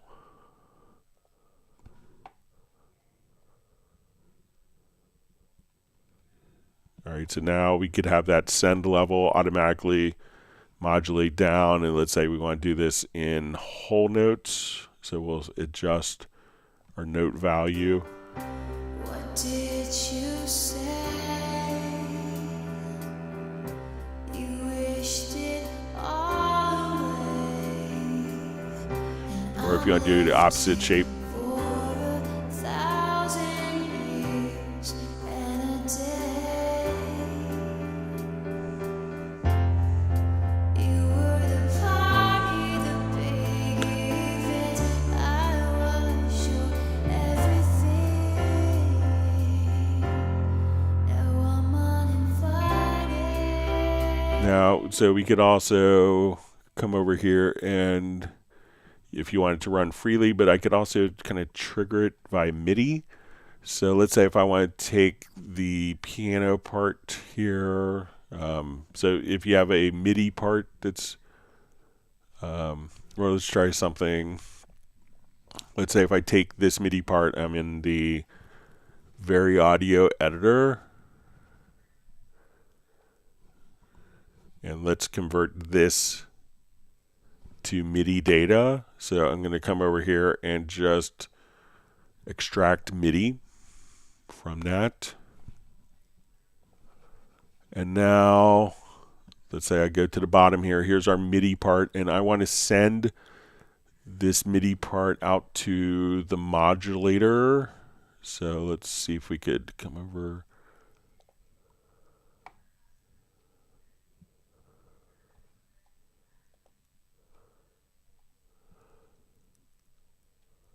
All right, so we're going to do our, so we'll output this to our modulator. So now we're going to have the MIDI data from the vocal, extracted vocal track, and see if we could use that as the basis for, so now as we come over here, let's just say, What did you say?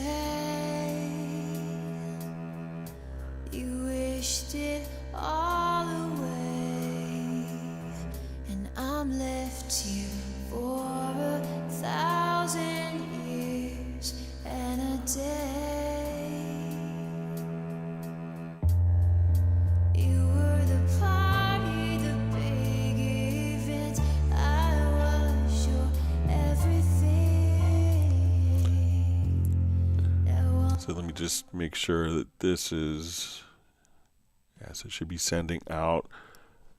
And let me,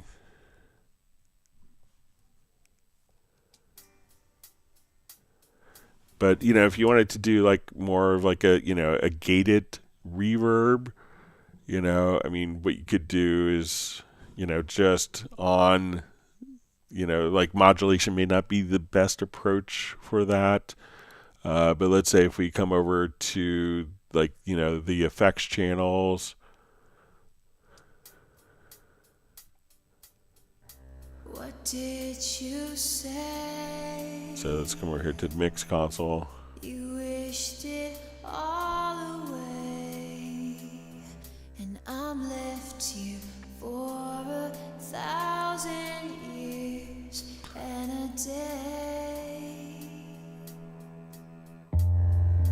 You were the So that, you know, you could just on the effects channel track be able to, you know, put a compressor, you know, after. So let's say we go here to your dynamics, and we'll go to the compressor and have the compressor function as a side chain to compress the reverb.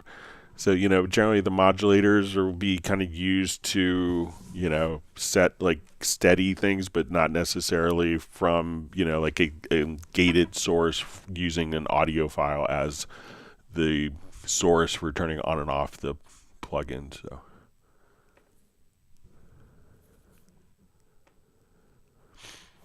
All right, so we have Cornell joining us from the Netherlands. All right, so see John Barry just says, hi Greg, I notice your MIDI remote has a blank duplicate. I'm having this problem getting rid of the second duplicate controller. Any ideas? I think that sometimes what I've done, let's come over here. So I've had this and I've kind of reported it, but I think if we, let's see if we disable the script, if that shows up, and let me just try reconnecting, because I have multiple devices. So I'm going to just see if we reconnect it now. So let's just come.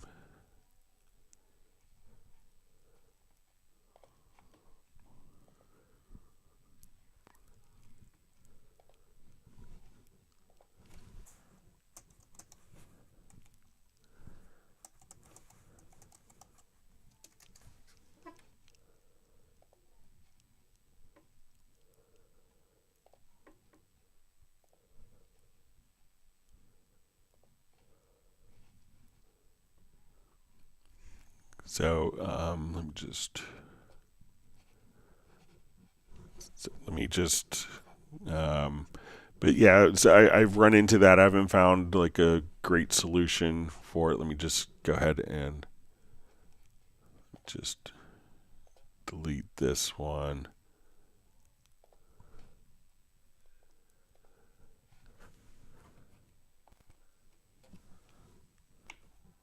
I think my nano controller is kind of acting up a little bit and sending different MIDI messages. So let's come over to scripts.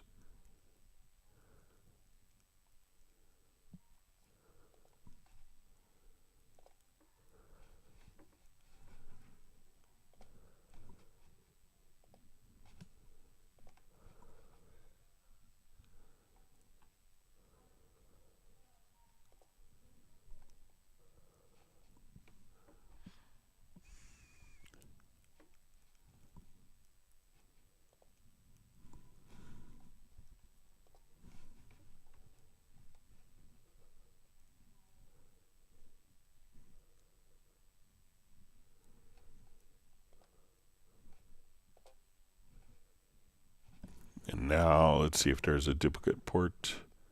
Yeah, so I've had kind of that. I haven't gotten an answer yet on that, John, but I'll make sure to see if I could track it down some more. All right, so we see from Michael Graybill says, oh, I didn't realize that the track versus project setting for input transformer worked. Cool, thanks. It says weirdly assumed it would force a transformer on every track or something. Makes more sense now that it makes it available for all tracks. Neat.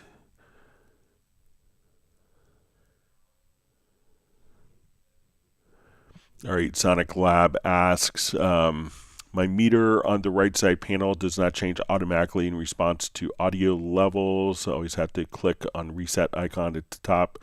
Why is this behaving that way? Okay, so let's take a look. I will revert this project.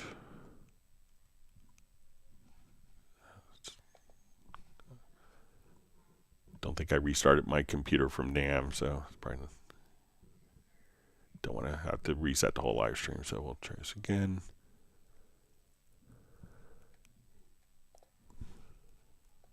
Sorry about that.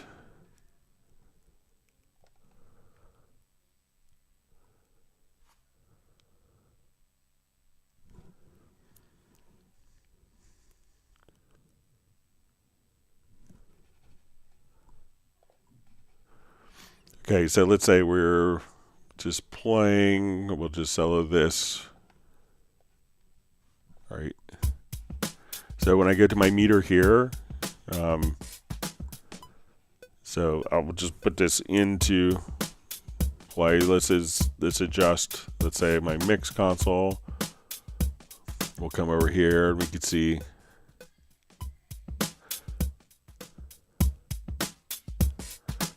so, you know, this is automatically kind of reflecting. If we go to our control room and I adjust the control room meter, we should see that kind of, so we'll see that that is going to be louder here. So, you know, sometimes depending on, you know, like this meter is going to reflect, I'll just open up my control room in a separate window. So if I adjust my control room volume, that doesn't affect the meter because this control room is just our metering volume. But if I affect the control, if I adjust the volume here on the master fader, that would have an impact. But this is going to be when we're doing it in the main section. You know, that will just be our level that is going out to the control room. And now, but if I do the master fader, we see that reflect. But this is just taking like the gain structure from the master and adjusting the monitoring level. So that won't affect the gain structure. So let me know if that's what's going on for you, Sonic. But, you know, the audio levels, if I come here and adjust the levels of this fader,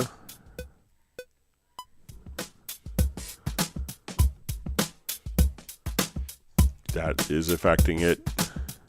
If you're sending it to a group, we add a group track, or I'll add a group track to this.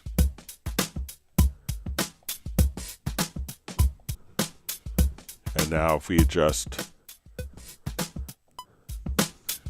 you know, but if this is going to the group, let's say we're sending it to the group via a send level. So let's come over here. Let's send it to group 1 now. See if it's.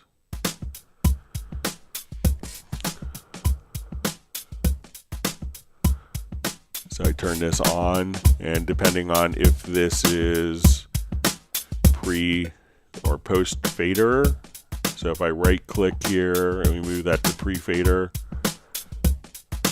because that's being sent to the group pre fader, then you may not see that change reflected until you adjust the level of the group. So let me know if any of those make sense for you.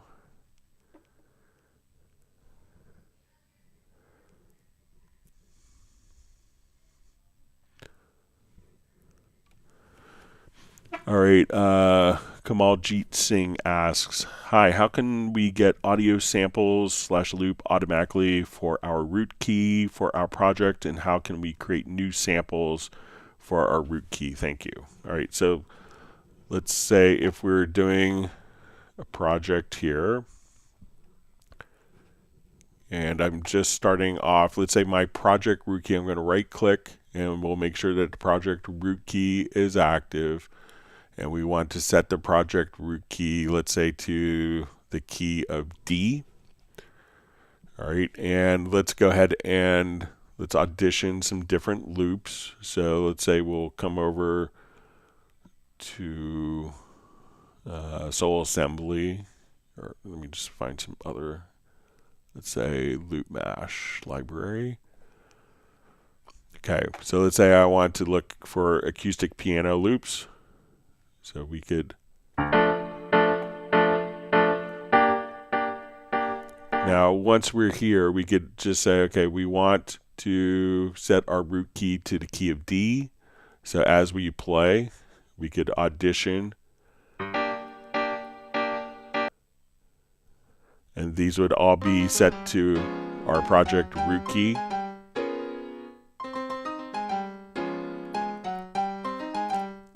And let's set it to the key of E. So now when I come over here,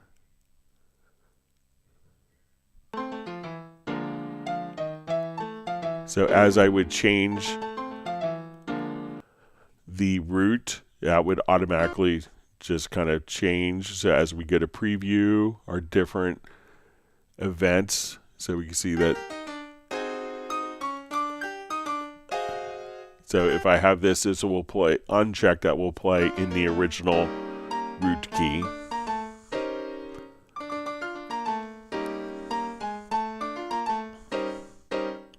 So, and if so, once you kind of, drag this in the key of D, so we'll say, okay, now let's come over to an acoustic guitar part, and I want to preview.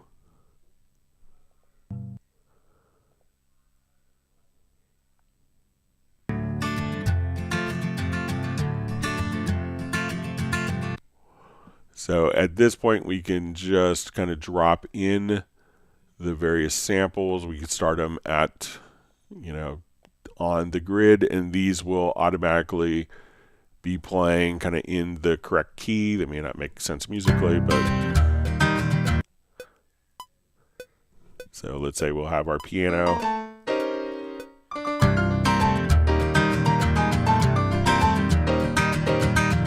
So now those are playing in the correct project root key. Now, anytime that you have samples, and if you want it to make your own project root key, we could come over to your media bay. And as you look in your media bay, you select a particular sample. Here you could set, let's come over to like just a quick wave file. We'll get to VST sound. All right, so we'll say Delicatessen, we'll select one of these files, and here you could actually see the key. So you could come over here and add the root key information for your own samples in Media Bay so that it knows what the project root key is and how much to transpose up or down to get it to fit your project. So in 14, you could audition based on the root key right here, and then once it's in the project, so if I say, okay, I want this to be in the key of E instead. So now when we go back to play this particular sections, we can just say, okay, let's, and the guitar is going to transpose. So those will just continue to kind of transpose to reflect and match the root keys.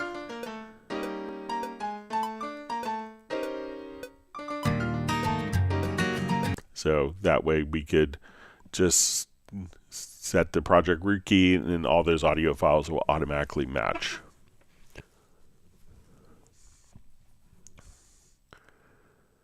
All right, wonderful to see Michael Pierce on from Grand Chapel Studios.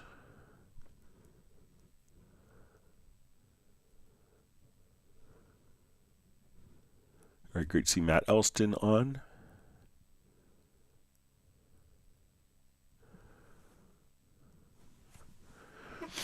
All right, Mr. Ed asks, "Hi Greg, how can I control virtual instruments with SSL UF8? Thank you." So if you know, you probably the SSL is working under Mackie control. So if you wanted to come over here, if your SSL is currently set up to work under Mackie control, you probably want to disconnect that. And then once you have the MIDI remote set up, you could create a MIDI remote assignment for the SSL and create a MIDI remote device, and then just simply use the faders to transmit MIDI CCs. But you could assign like the 8 faders here to like quick controls, if your focus quick controls, and those focus quick controls can control any particular. So if we open up RetroLog here, I move my focus quick controls, that will automatically allow you to control the relevant parameters directly for that plugin. So if you're utilizing it as a Mackie control will kind of intercept the MIDI CC messages that it is using for Mackie control. So you want to uncheck Mackie control, and there may be something within the SSL 360 that you could just have it do straight MIDI CC messages, which is probably what you want.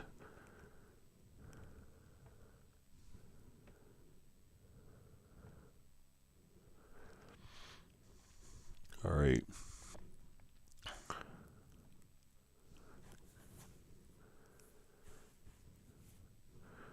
All right, so just seeing again, my meter readings, i.e. RMS on the right side panel, does not change automatically in response to audio levels. Always have to click on reset at the icon. So let's say if we take these levels here, I'll just take this guitar part.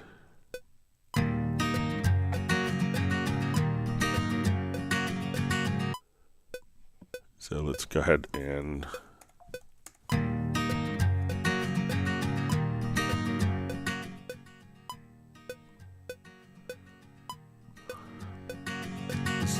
so let me know like which exact meter you have. So these are my meter settings. So maybe it's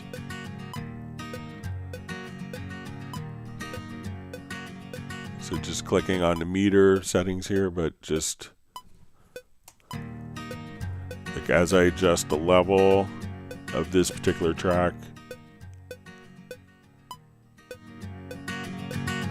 And let us know exactly which meter you're on. So I'm on the digital scale meter. So let me know if what you have set there.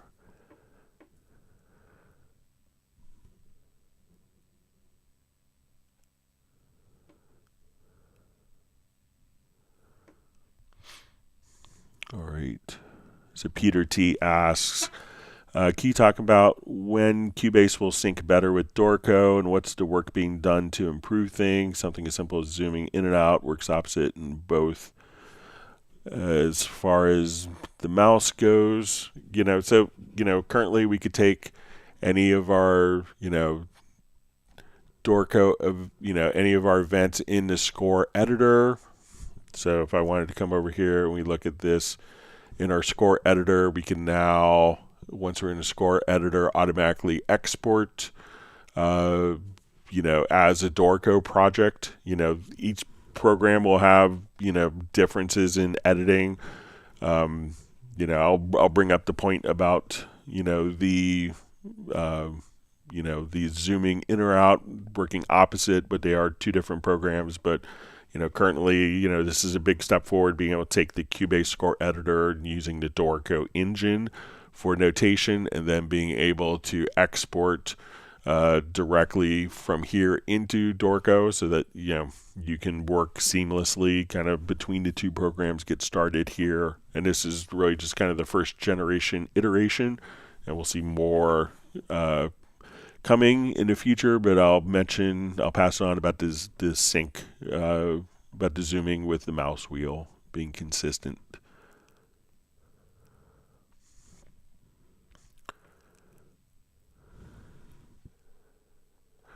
All right, so we have a question from Don Alejandro. Hey everyone, I made a custom MIDI modifier preset. Could it be saved as default for new MIDI instruments? I will add further.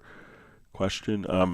So if you want, you could, let's say you save it as, when we go to a MIDI track and we go to, so I'm not sure if it's, let me just, the MIDI modifiers preset. So I'm not sure if it could be, let's see if we add a MIDI track. All right, so I'll add a MIDI track here. So I'm not sure if it's MIDI or an instrument track, but let's see if we have this and I save it as a track preset.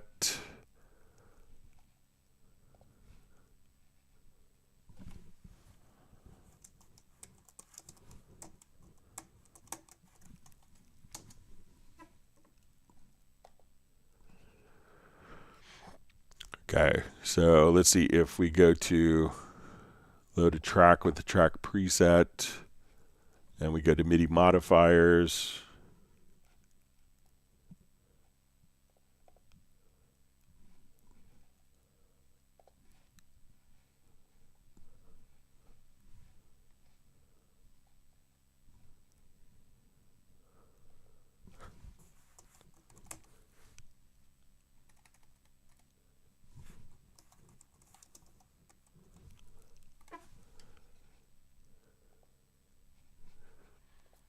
Or let me just look for it over here quickly. So go to user presets, track presets, MIDI. All right, so our MIDI modifiers. So if I drag this over, yeah, so it doesn't look like it's going to be saved with the MIDI modifiers. Preset isn't stored.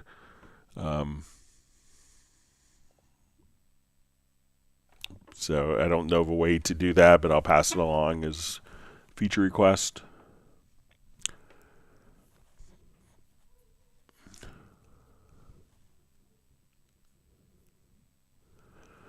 All right, Plentian asks, hi Greg, I sent my laptop to data recovery specialist to recover the audios I deleted using removed unused files and empty trash.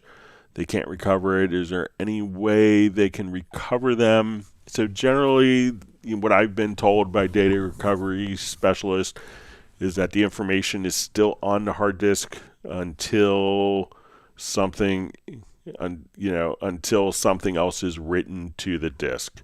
I don't do data recovery as my profession, but when people I've known that have been able to kind of save their entire projects, they're able to do it if they didn't write any data at all or no data was written to the disk.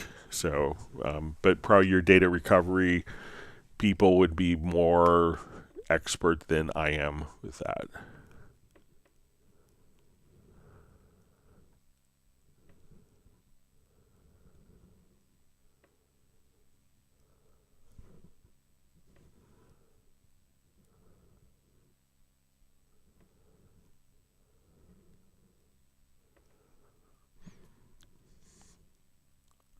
All right, Matt Elliston just says, Greg, can you please show me the quickest way to consolidate a track? Many thanks. So if it's like an audio file that you have like lots of edits going on, let's say something along the lines of this, I would shift, double click, go to audio to bounce selection, and then that could consolidate everything, I think, pretty quickly. So if you want to select all the events, select the first event, hold down the shift key, double click, that'll select all the events, audio to bounce selection. And so let me know if that's helpful for you, or if it was for MIDI or instrument track, something else.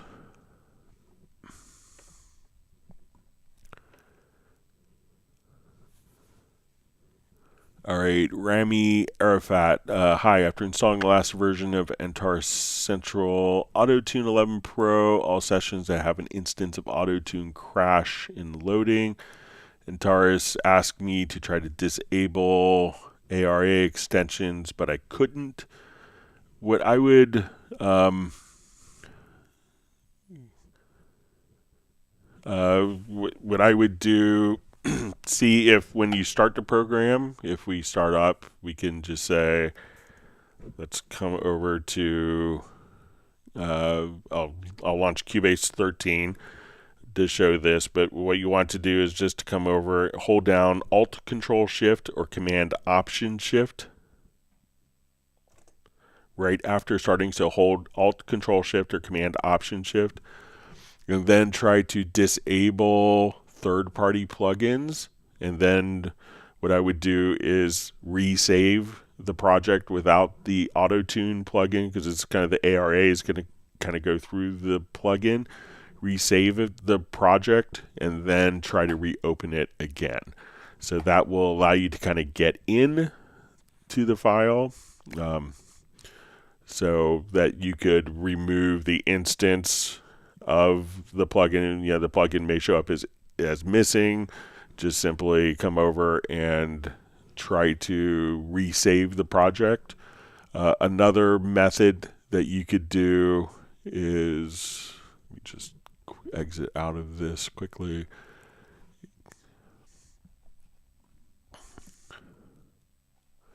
Is to try to import tracks from project, select the project, and then you could just come over here, select all, and see if you could do a recovery with that. But if it's auto tune, it's kind of causing issues, then you may know where the source of the issues would be.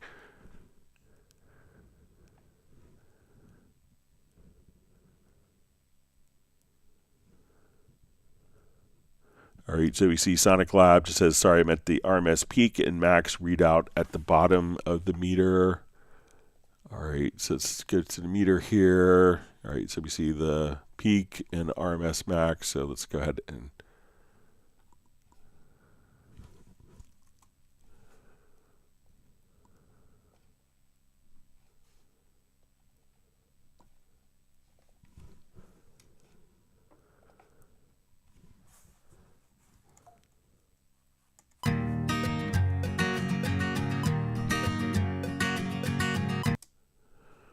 all right, so we see those aren't changing. So let's see if we could change the settings.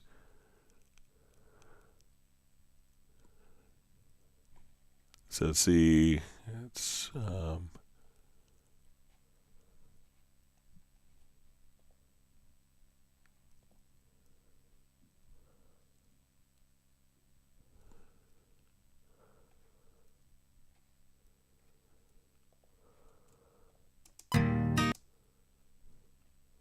right, so we could adjust that, but let's.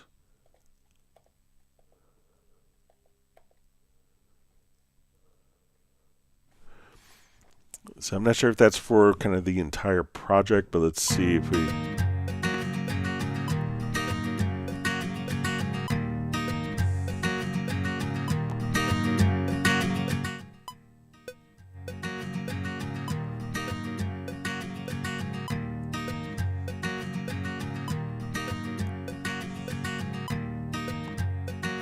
Let's see if we switch scales.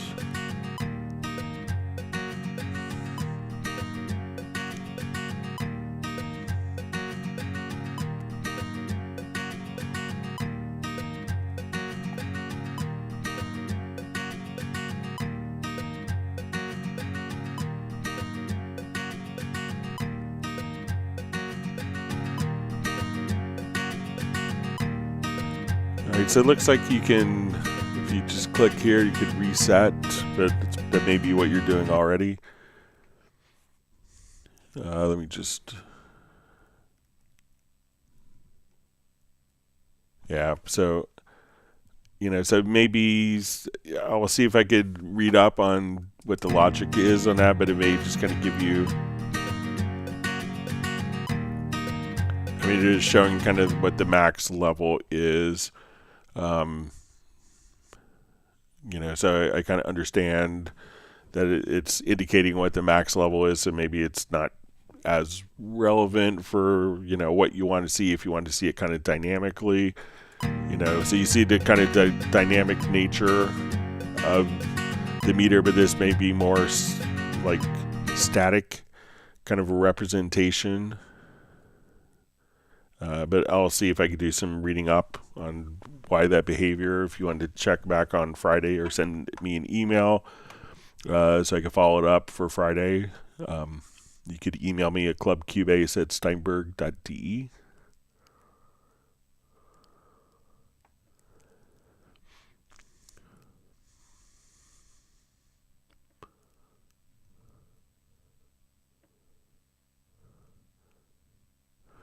All right, so we see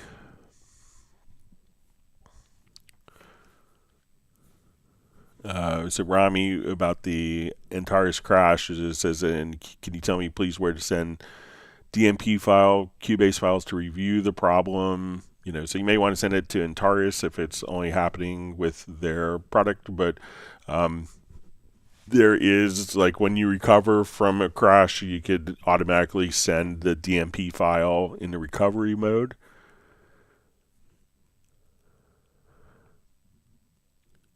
Okay, so we see D Maker Idea Music. Can I copy plugin setting to location without recording them? So I'm not sure if you want to copy, like, let's say an insert plugin from one track to another. You could just hold down the Alt key or Option key to do that. If you wanted a plugin to be just applied to just a section without recording it, so can I copy plugin setting to location without recording them? So if I select a range here with my, let's say with my range tool, and we go to audio to plugins, we could just say, okay, I want to throw a stereo delay on that part. And now when we listen to it, we could just say, okay, let's listen to this. And now we could render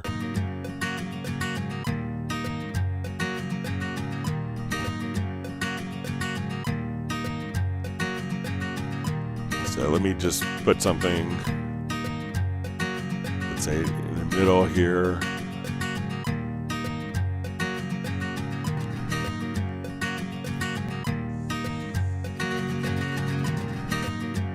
So now I could just have that delay rendered into the file.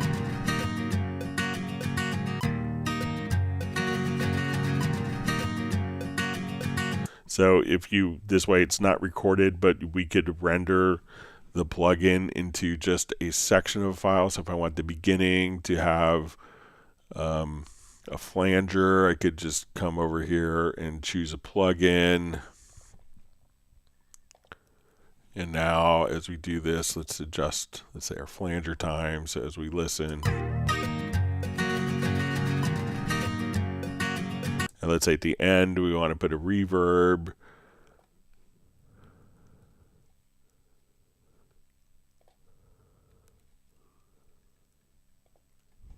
So now we could apply 3 effects: flanger, delay,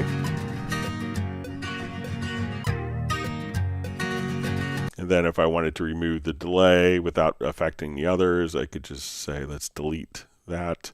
So I had a flanger and then a reverb at the end. Or we could remove all processing. So let me know if it's for kind of doing offline processing or just moving a plugin within the particular within the mix console.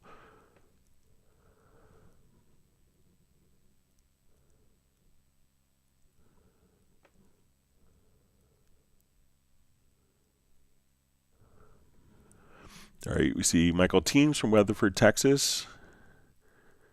So he says electronic repairs were required while he's late. All right, D-Maker Idea Music asks, can I copy or duplicate a clip or event replacing the existing clip or event like in Pro Tools? So I'm not familiar how Pro Tools works, so let's take a look if we could. So if we have an event here, let's say,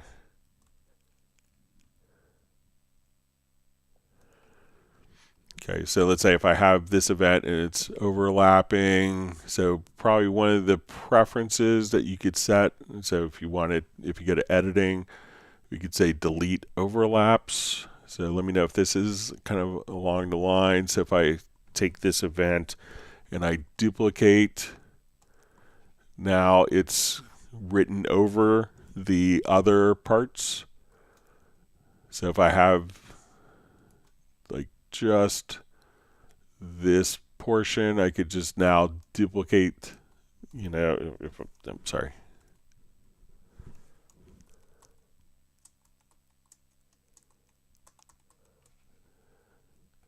So let's say we have this. Let me duplicate just this part here. So again, if I want to take this event on top here, and once we have the delete overlaps option on, so go to editing, delete overlaps. Now when I duplicate, the other part is overwritten. So if I move this, it's not underneath, it's actually just gone and overwritten. So let me know if that's what you want to do.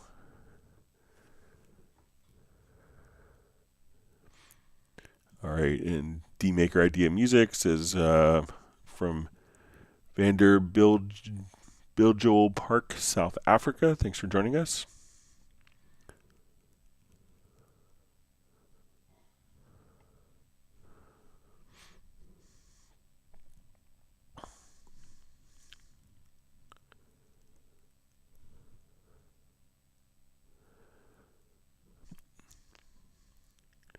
All right, Michael Teams asks, howdy Greg, how to use the pencil tool to make small adjustments to volume on a track.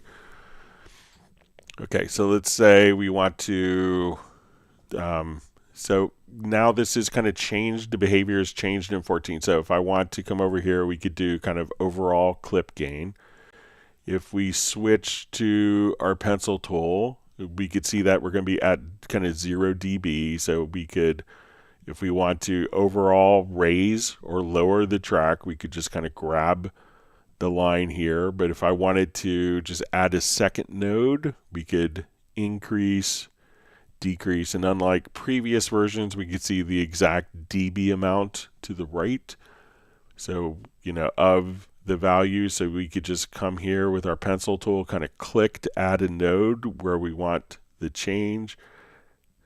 And if we want to select all, let's say if I want to select those particular nodes, so while we have the pencil tool active, you know, we could grab even the range tool, and I wanted to take those nodes, increase multiple nodes, increase, decrease, we could do that like so.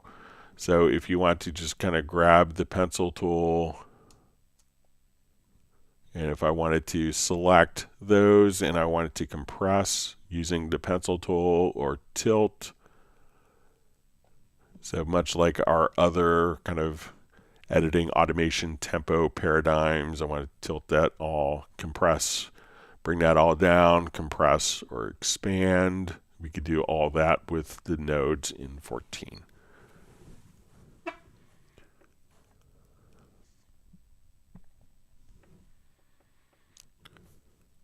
see Michael Teams is on top of ice cream distribution again.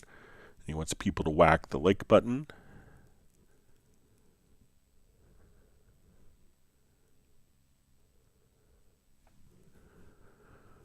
All right, let's see, His Herald Or hi Cheryl, greetings from Maryland, so not far from me, right across the river. It says, what is the best way to connect my Apollo ×4 to Cubase and then use my complete control as well? So as soon as you actually go to your audio interface, so make sure your Apollo is capable of running for Apollo interfaces. So I think that the Thunderbolt versions will allow you to kind of stack those. So as soon as we come up to, you want to go to your studio setup, we'll go to your audio system. We could select the, and once you see the audio system, you want to just select your Apollo interfaces as they're kind of laid out for you right there. So that's all you would need to do with that. Once you connect your complete control as well, it should automatically show up in the MIDI ports. And I believe that there are, depending which version of the complete control, there are MIDI remote scripts that could automatically be loaded so that you could do all of your control for functions inside of Cubase directly from the complete control.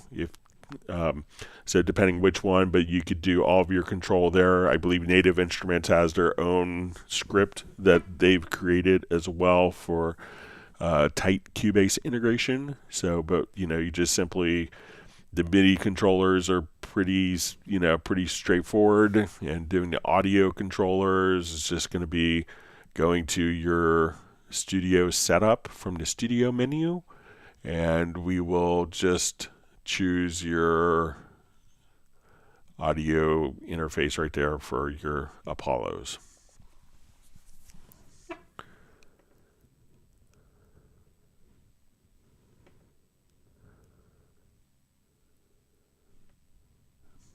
All right, wonderful to see Gerald Ely checking in from Martinez, California. All right, and we see Web Snare Inc. just saying hi to Gerald, Jazz, Teams, Uno, Nick, Sable, Greg, and family, Buddy the cat, and me the pup, and Stella says woof to all. So, all right. So maybe that's Mark Rabin. So if it is Mark Rabin, will everyone give him a big woof to his dog Stella? So. All right.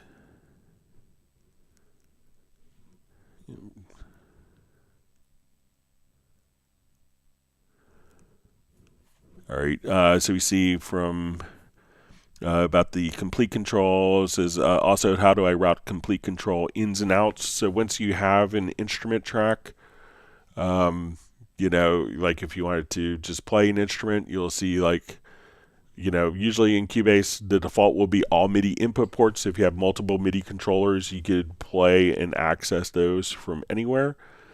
But you could also see, like, I have my Nectar panorama, and then we could see which control ports you may have, like a MIDI port, you may have a control port, depending on how the MIDI controller is set up. But if, generally if you set it for all MIDI inputs, you could play instruments with, as long as it's being recognized by the computer's operating system. It's not a problem. And, you may want to utilize different ports specifically for remote control functions, so that, depending on the controller, you may hit a button and you may control, MIDI controllers like CC1, CC7, and you hit another button and then you're controlling, like the MIDI remote in Cubase, or you may hit another button and it's functioning as a Mackie control. So depending, I don't have a complete control, so I'm not sure of all the capabilities of it, but you should be able to kind of, plug it in and immediately play different instruments.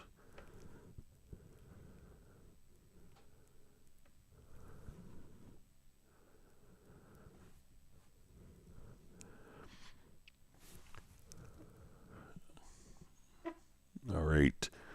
So we see from D Maker Idea Music, thanks, man. You saw my challenges. It's my first time here. Your service is on another level. Thanks a lot again. can MIDI use the delete overlaps? So yes, if you have delete overlaps on MIDI data, that will work as well. So otherwise you could stack different MIDI parts together. So let's come over, let's take a look. So let's say if I add a MIDI event here, and we'll just draw in just a couple of notes here.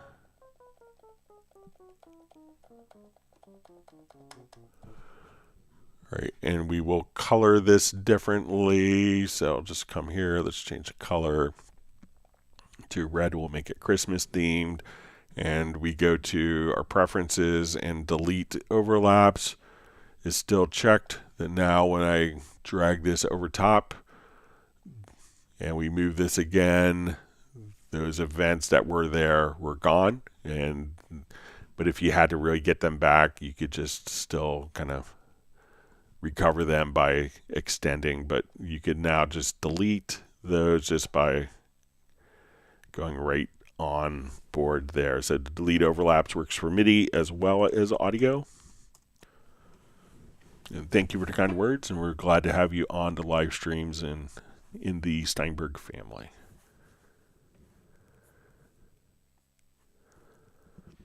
Let's see, Mark Rabin is wondering why his username is changed to Web Snare Inc. So maybe it's Stella's side business, and she's using your YouTube account. And for those not familiar, Stella is his dog. So.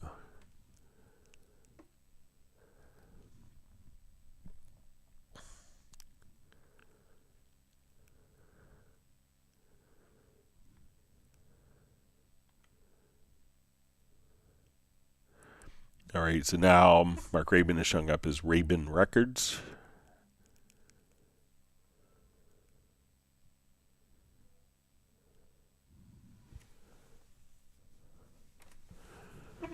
All right, so we see, thank you. Lastly, how do you connect the Axe FX3 as an external device? So if you have an external effects processor, like the Axe FX for like guitar processing, if we go to your studio menu to audio connections, we would say it like an external effect. We would add an external effect. We'll give it a name. So we'll say Axe FX. Let me make sure I have the right model number. Let's say Axe FX3, and we want to have a, let's say a mono in and a mono out. So we'll come over here. So we have our, and what we want to do is to the audio inputs and outputs where it's connected, we want to just define the MIDI in and output ports of where it is connected or not connected here. So let's say it's going out of from output 3 of your Apollo to input 3 of your Apollo, something like that. We would define those connections, and what we want to do at this point is when we go to incorporate that, so let's add an audio track, we will go to the inserts and we'll see under external plugins. Then you could just see your external plugin. So let's just say, let me see if I did it under the right port.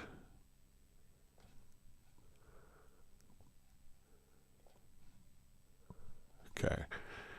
And then once you go, you would just simply come over here to the external plugins again. You would select the unit, and then you'll just see this little thing that says measure delay, and that will automatically ping the system and kind of compensate for latency in your particular, in the signal path for you. So set it up as an external effect, set the inputs and outputs where it's connected to the audio interface, and then you could just open it up as an external effect.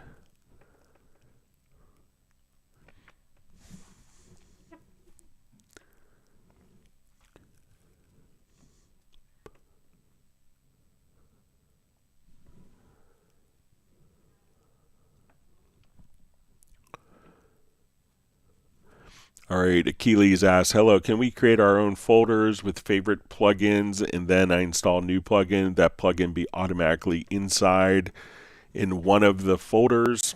So it doesn't automatically add plugins to your custom plugin collection. So like as you add plugins, so let me just come over here. Let's go to your studio menu, to your VST plugin manager. So if we have a plugin collection that we've made, we've specifically told it which plugins. So let's say if I come here, we'll go to, like let's say we have our different plugins, so, installing a new plugin automatically puts it into the default plugin list. But, if you've taken your time to automatically set up, subfolders and subfolders within a folder of your plugins and organized it, I don't think it makes too much sense to actually have Cubase automatically add it into your plugin collection if you've made a custom plugin collection. So if you are installing new plugins, what I do personally for, my personal studio setup is I just simply will drag the plugin after installing it into my custom plugins. So it's going to automatically show up in defaults, but I think just because you add a plugin, it may not know what plugin folder you want to put it in, or if you want that plugin in your custom. So once you make a custom plugin folder, at that point, you need to kind of maintain and choose where those plugins, as they're added into your system, where they go. So I think it could be a dangerous assumption for Cubase to, put it just randomly somewhere or put it at the base level, because you haven't specifically told Cubase that that plugin should be in that collection.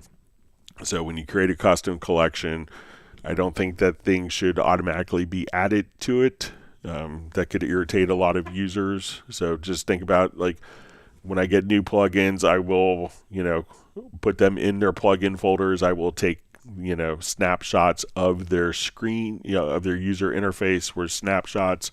It's just like a routine I get into when I have a new plugin to work with in Cubase.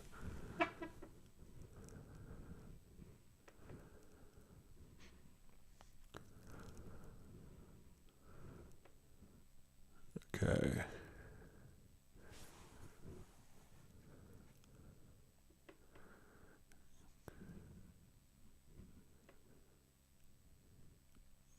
All right, and we see Mark Rabin has gotten the right user account name now. So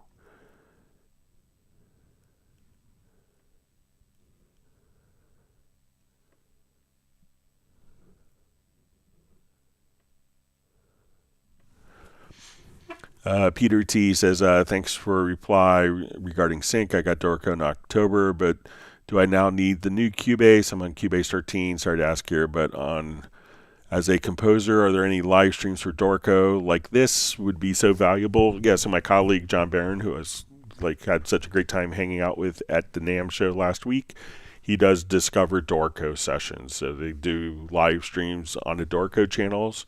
And you could, they're often could be a little more kind of topic based as opposed to Q&A based, like this, but you could definitely, reach out.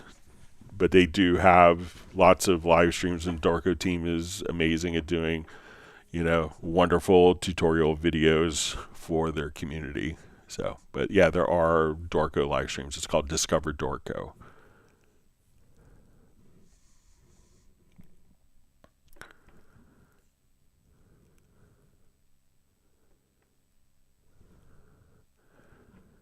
Let's see. Mark Rabin is finally on, and Gerald Ely says Google wouldn't let him in the first time. He claimed he was sending suspicious requests.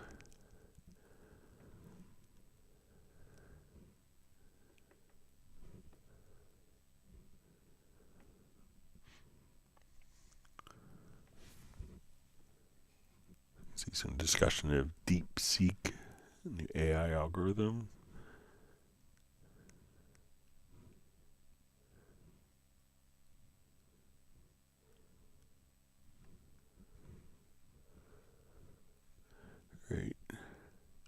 Reading through comments here.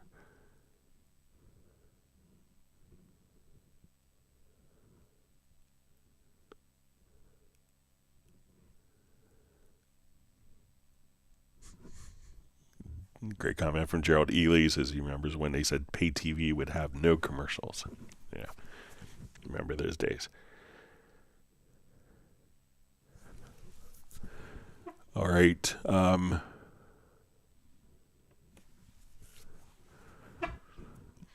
So Anthony Clark asks question: Did anyone sync VX third-party plugin in Cubase? Is it worth the workflow? So let me see what the VX. I'm not sure if it's a VST third-party plugins or VX third-party plugins. If that's a specific plugin. Just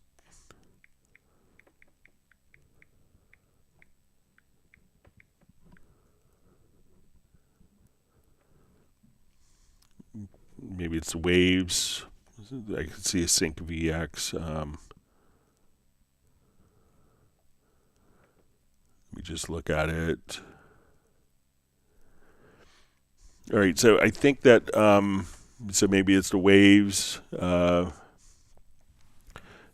Waves sync VX. So I think that, probably what makes more sense. We'll see if my computer's going to misbehave again. You just try importing tracks from project.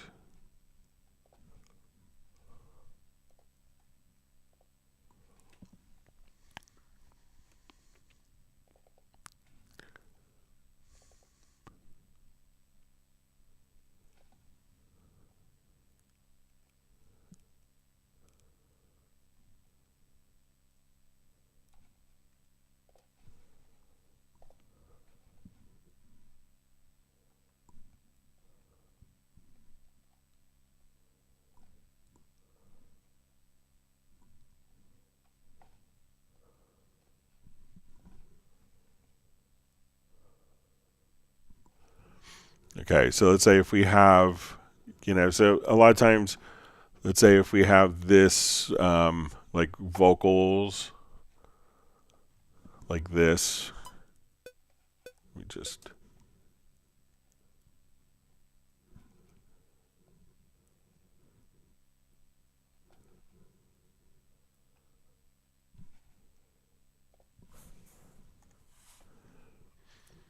okay, so let's say if we listen to, all right, let me just, so we have a number of background vocals. Let's say we could probably visually see that these are a bit out of sync. So we'll listen to it.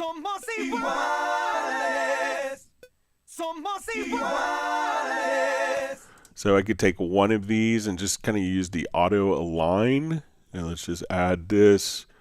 And now I want to take these and kind of automatically align these tracks to this track. So now we could say align the audio. And as we listen to it now,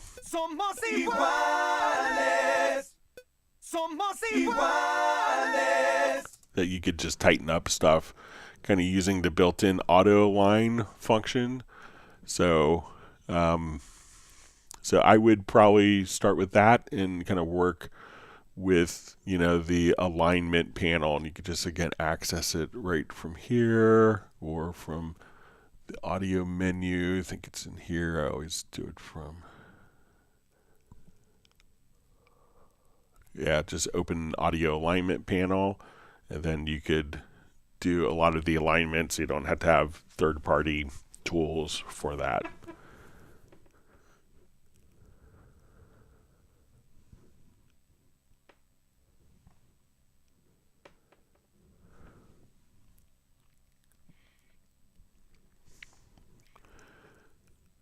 Okay, so we see from Gerald Ely, who asks, Greg, is it okay to do projects in 13 Pro while learning 14 Pro in the same computer? Yeah, no consequences there at all. So you could, other companies, sometimes when you get a new version, will delete prior versions. Just a little iffy, in my opinion. So, but I think you could have both of them running concurrently without any issues.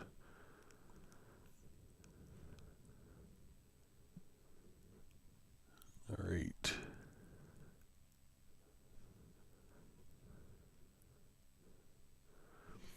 All right, so we see John Barry just says, I use the thumbnail pics created for instruments as track pictures. It'd be handy if the images created were added to the track pictures folder.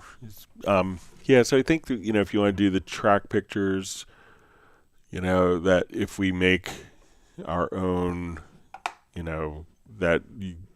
so let's say if we go to our track pictures and let's say we go to user, let me just see if there's,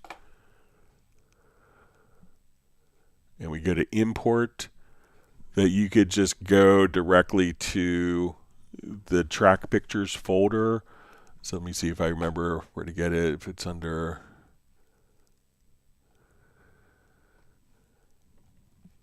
but you could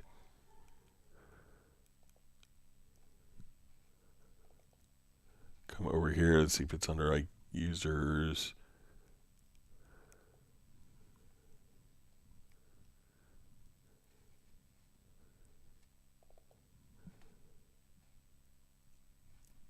So I think it just kind of shows up. I don't have any track pictures here. Let me just see if I could create one quickly. But you should be able to just import the track pictures. I think I have a third-party one I may not have done anything with. So let's say if I come over here, we'll do a third-party. Let's make our track picture of it.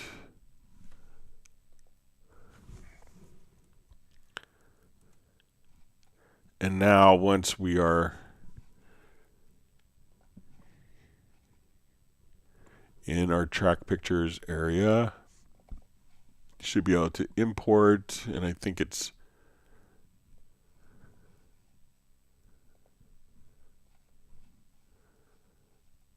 so let's go to, I'm just remembering it's kind of it's like a really simple,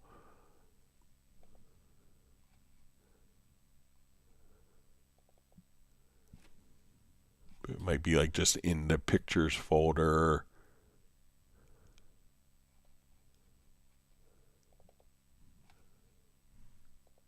But you should be able to import it from, I don't know where the folder is off the top of my head, the location. Let me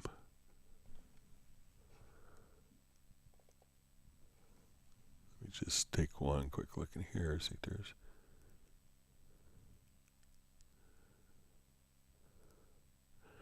But if you just kind of do a quick search for where, let me see if I could just look real quick.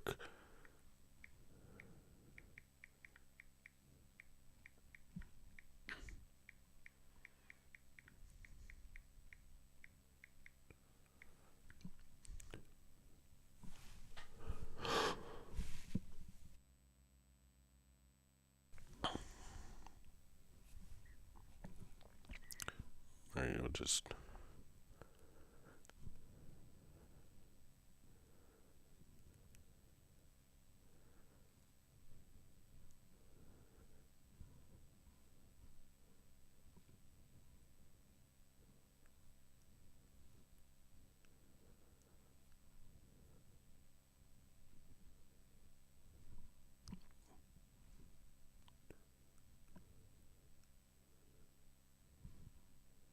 Just I see the Windows location. Let me.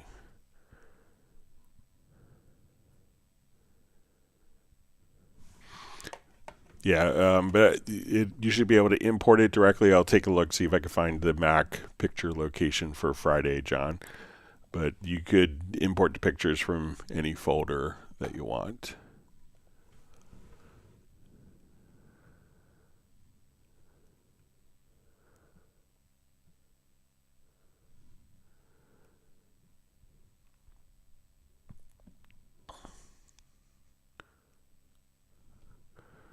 Okay.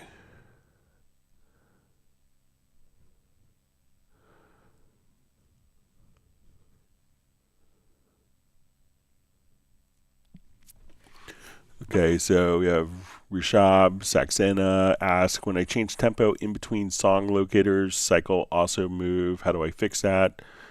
It says, by the way, your live streams are always helpful. All right, so let's say, all right, so when I change tempo in between song locators, all right, so let's say we have a marker track. So I think we have marker track up here.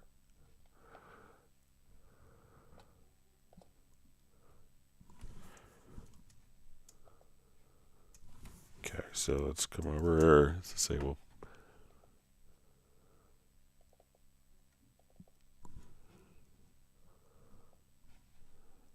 call this start and end. Let me just.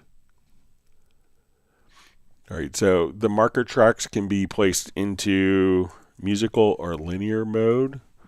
So let's say we're starting at measure 25 and going to measure 27.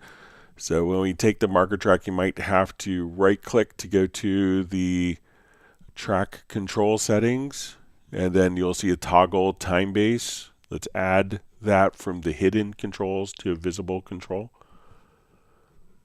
All right, and now that these are in musical mode, when I change the tempo, we'll notice that the events should stay at the same measure position, even though other events won't. If it is in linear mode and I change the tempo, we'll notice that those will change because those are based on the time position. But once it's in musical mode, I change the tempo, those are going to be staying at the same exact position. So right click, try going to your track control settings. When you see hidden controls, go to toggle time base, click on add, and then you should be able to switch between musical and linear mode.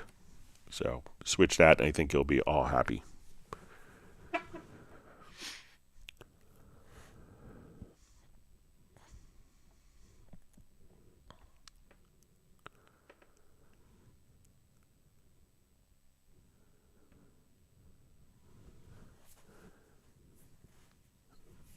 All right, so we see from Red Groover says, hi Greg, do you know why Cubase 14 is duplicating my MIDI remote? I have 4 versions of the same controller, 3 are disconnected. Never had this in Cubase 13, so I don't know, but I'll pass it along to see, but it's happening to me, so it makes it a little easier for them to perhaps diagnose what could be causing it.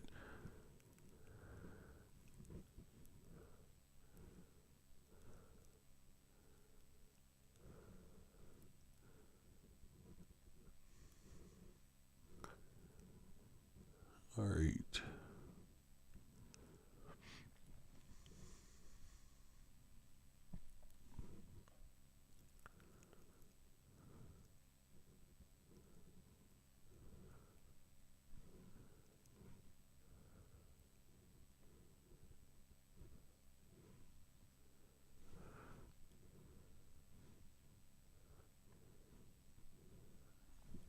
All right.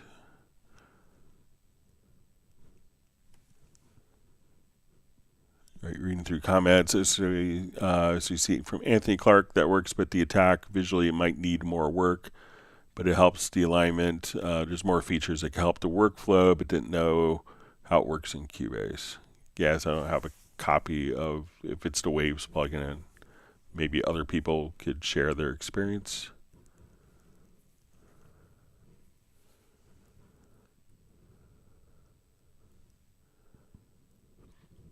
All right, so Red Groover, yeah,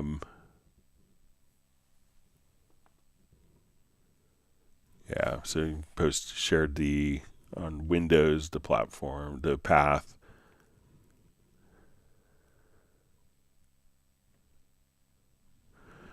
All right, so we have Kerwin Young says, happy Tuesday, everyone. What's going on with Nuendo not working today in the activation manager? So make sure, you may have to, there is a change with security certificates. So make sure that you have install the latest. You might have to install the latest version of the activation manager and the latest version of the Steinberg download assistant. So there were updates that, notifications were sent out that it should be, that you could do it automatically by launching it before a certain date. And if you didn't do that, you might have to manually download and do the updates, Kerwin. So.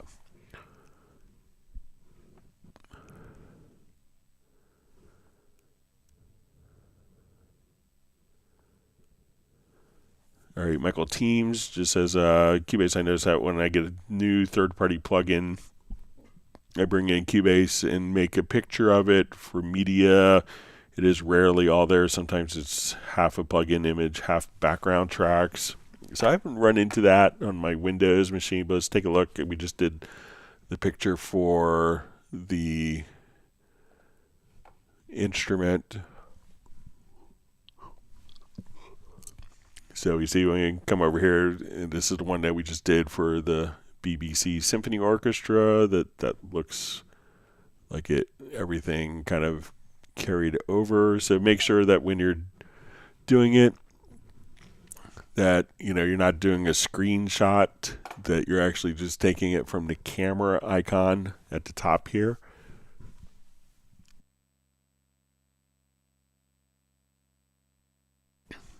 All right.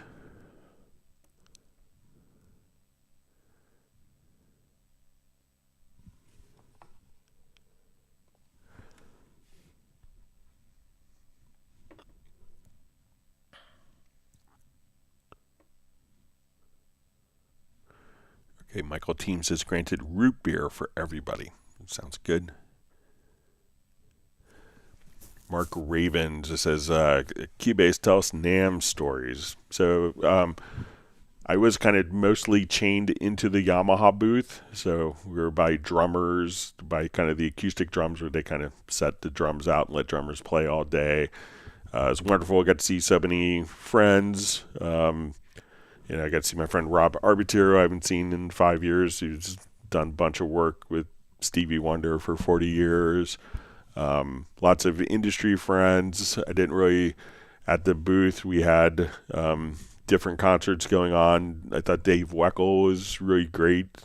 Just a tremendous use of dynamics in drums. Nathan East was always great to see. But while other people get to see great things at the NAMM show, I thought that Snapdragon, Qualcomm had a booth at the show, and they're kind of showing Cubase with the new Snapdragon processors, the preview version. I thought that was pretty exciting to see. But lots of just old friends and wonderful dinners, catching up with people that I get to see at the NAMM show. So had a wonderful dinner with like a Steinberg dinner, and I got to sit next to one of the developers who does a lot of the performance aspects, and had really deep, detailed discussions with him on like little inside stuff of Cubase and memory, how it works and stuff. It was really fascinating. So it was a great time, but a lot of work. But it's always good to see so many old friends.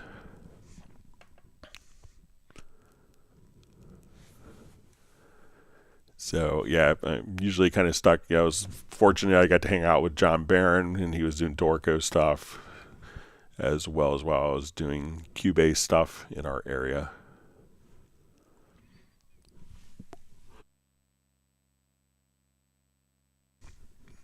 All right, just reading through comments.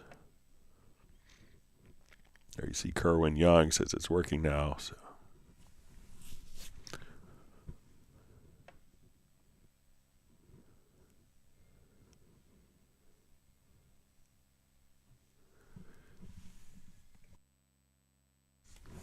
All right, so we see Michael Team says that with the pictures for this plugin, says he thinks he's using the camera correctly, but heard it might be a high DPI issue. Just curious. So, yeah, maybe if the plugin isn't doing high DPI and it's doing scaling, maybe that could cause something.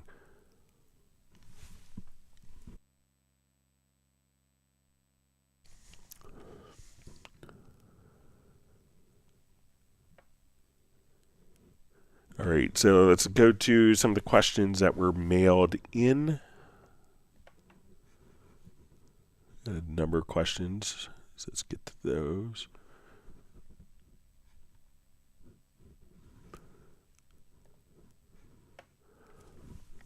All right, we'll see if my project is going to mess things up here.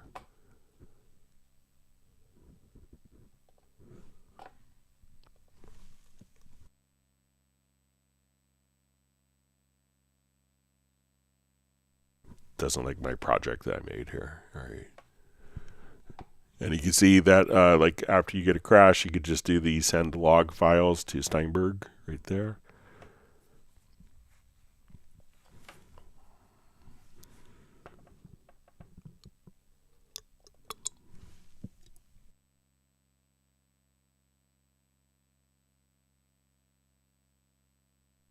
All right, so the first question we had was how to adjust the velocity easily of a single note within a chord.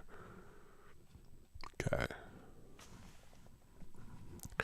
All right, so a lot of times when we have chords that are kind of laid out like this and we want to adjust the velocity of one note within a chord, we see that the velocity that we come here, that we're going to adjust the velocity of, basically all of the notes within a chord. But if we wanted to just adjust the velocity of one note when they're all kind of stacked like this, if we just hold down Command or Control plus the Shift key, then we could adjust the velocity level of just an individual note like that. So if we wanted to adjust the velocity accordingly, so one note within the chord, just Control or Command plus the Shift key, and then you could adjust the velocity of that one single note very easily. Okay, question. Greg, I'm looking at transferring from PC to Mac. I have a new M4 MacBook Pro, and while it has a 1 terabyte hard drive, I would like to keep my audio on an external drive. I'm assuming a Thunderbolt drive would be necessary. What specs would you recommend? I think that anything that is, I think you could get a, anything that's like an SSD drive, like a portable SSD drive, I think will be great. I think for playing back audio, unless you're playing back like, 200 or 300 tracks, that, any SSD, whether it's USB 3 or, using, I don't think you necessarily have to go Thunderbolt with it. I don't think, the performance, like the bandwidth issues between Thunderbolt and USB 3 for playing back audio would be significant if there's a price difference between the two. I know lots of people that use like the Samsung, it was like a D5 or T5 or T7 drive, and people that do much more taxing work could be like streaming sample libraries, and people that use it for like sample libraries, orchestral samples. That's a lot more data bandwidth on the drive, being able to load all these different notes with their different articulations, with the different velocity layers, and they could do that with ease with kind of the portable external Samsung drives, and I think those just connect via USB 3. So I think a USB 3 drive would be sufficient for doing audio.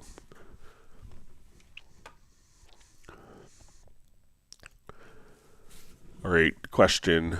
I've had some success with Alt plus click cuts top layer only, doing the events to part thing and double clicking in the editor and stacked audio part. Now trying to progress to do the same thing with groups of stacked tracks like drums, but can't seem to get group tracks to edit as a group in the editor. I've tried doing events to parts grouped, and also tried normal group tracks. Am I missing something? Used to be able to edit stacked takes of grouped drum tracks right in a workspace, even stacked. All right, so let's take a look.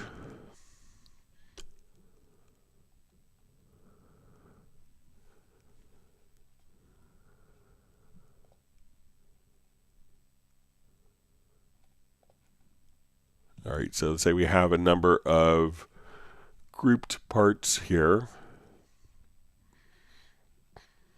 So we have, these are stacked, so we're going to have, let's say, 4 lanes.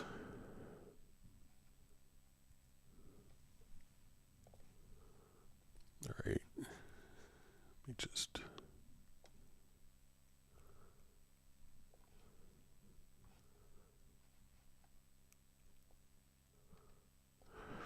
Okay, so if we want to do, so right now I put all these into a folder and I've enabled, so we have our folder and I've enabled group editing. So like if I was doing edits here across multiple takes, what I would do, I think all of these, and it may seem counterintuitive at first, but they may all need to be opened. And then if we use the comp tool, I can just kind of come over here and make an edit across one of them, and they will all reflect those changes. So while it may be annoying that these have to be opened for that to work, that, I would try doing that and see if it makes a difference. So let's say if we close, we kind of start over and we close the lanes on these particular tracks.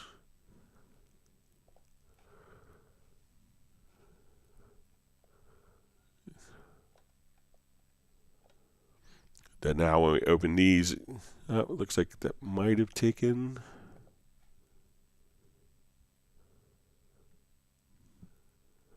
So, but try that. So if it doesn't work as expected, so if I come here and I make the change,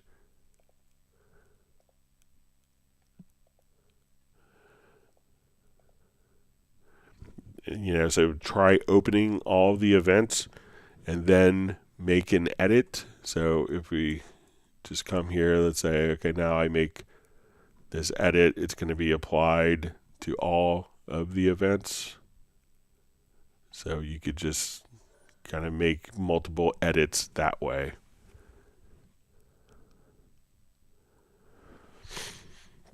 All right, so I have a question. If I want to buy a Windows laptop for Cubase in 2025, should I choose a Snapdragon, AMD, or Intel processor? Which components should I avoid, like issues with NVIDIA graphics, etc.? So, I think Snapdragon is really interesting, and I think the performance is, going to be pretty spectacular. I just got a Snapdragon laptop. I haven't had a chance to kind of install everything on it. I did see it at the NAMM show, and it seemed impressive what the Snapdragon processors would do. Cubase is in a preview mode for Snapdragon, and Steinberg is kind of working very closely with Qualcomm on it. And what they were showing was that basically, at the operating system level, that it'll be utilizing an ASIO architecture. So you could just kind of plug in a device and have the ASIO layer automatically activated. So it'd be kind of very plug and play with the ASIO driver. So that was very encouraging. There will probably, if you're using a lot of third-party plugins, those plugins, just like what we saw with, Apple Silicon, will probably go through a transition stage of, over time getting to be Snapdragon compatible. It's probably not, if you're going to be utilizing a lot of third-party plugins, Snapdragon, and you wanted that immediate satisfaction, Snapdragon may not provide that, as it may take a little bit of time for the plugins to be optimized for it. There's lots of people that are super happy with their with their Ryzen and Intel processors for laptops. If you have like an NVIDIA graphics card, I think you want to install the Studio driver. Basically, don't install any of the really fancy gaming stuff. That's just going to not provide any performance boost for your Cubase sessions. So, but I think if you have a lot of existing plugins, a Ryzen or an Intel would be a good choice. If you want a lot of portability and you don't mind waiting for companies to transition, I think Snapdragon is going to be a really interesting player in the whole DAW market. It's going to be kind of starting, I think, with laptops and then going up to, full scale desktops over time. But it's kind of a new thing that's starting, so I think it's, definitely worth keeping an eye on. And I'm hoping to, maybe do a couple of live streams with the Snapdragon laptop in the future pretty soon, so that people can see it in action, just so you could experience it along with me. Okay, another question. When I play on the keyboard, MIDI signals automatically come from Cubase to the keyboard. My Yamaha MM6 synth is now broken because some keys have velocity issues. Sounds much louder when playing only the synth alone. Is this problem known to Steinberg? How can I stop MIDI feedback signals from Cubase, possibly from pre-recording? So when we're dealing with, MIDI instruments, so when we add an instrument track or we add a MIDI track, so let's just add a MIDI track. There's a couple things. So when we do this, check the routing. So if we add a particular instrument track that we know, so let's say, when we add a MIDI track, we'll come over here. So let's say, okay, we have our MIDI track and everything, but check the MIDI input and output routing. Now, it could be that you're sending the MIDI, the in from your MM6 is going right back to your MM6, and that's normal. Cubase will send the MIDI data, will capture the MIDI data from where the input is set, and will send the MIDI data back to where it's being sent. Now, some keyboards you may have to, you may have to turn off the local control on the keyboard if you're using it as a controller. So it may, transmit the sound. You may hear the sound, and then it may be, those sounds may be coming right back to the device. So I don't think that this is going to be a Cubase issue, but you might want to just, try turning on local control on and off. Try toggling that and see if that makes a difference. But if you're telling Cubase to send the output back to, when you add a MIDI track back to the device, it will do that. Sometimes some of the keyboards will automatically just kind of mirror. So, check to make sure your local control settings and try toggling that. So, all right. So we have a question. Hi, Greg. Using the new macro knobs in Cubase 14, is there a way to control multiple macro knobs across different tracks at the same time for live electronic performance? For example, create a loop of MIDI, a loop of maybe 6 tracks, and be able to control the cutoff on one track, the saturation of another, FX mix of another from one set of physical control knobs. So I think when we're dealing with like the modulators, so if we're looking at this, we'll just open up the lower zone here and we get to the modulators. When we want to be able to, let me just adjust the volume up here. When we do this, we put a modulator, the modulator is currently at the track level. So let's say I'll just switch this over.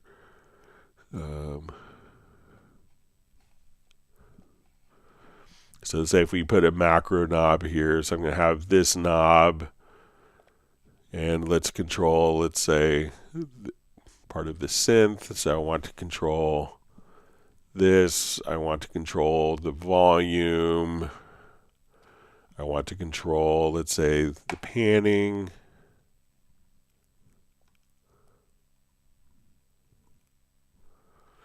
So now my one macro knob can adjust multiple parameters, but it all is kind of on the same track. So we can think of the modulators as kind of being on one track as opposed to being on separate tracks. But I haven't experimented with the generic remote. So let's say if we have macro knob here and maybe a macro knob on a different track.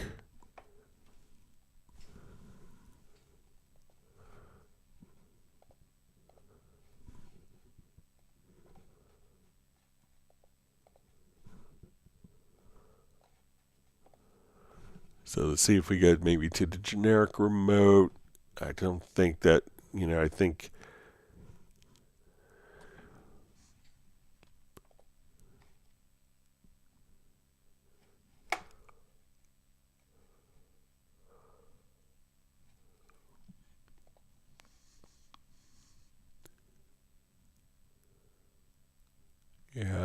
okay, so let's get to modulators and see.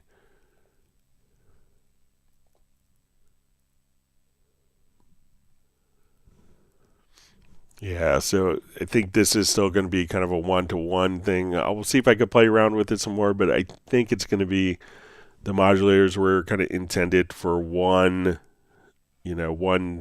track of parameters.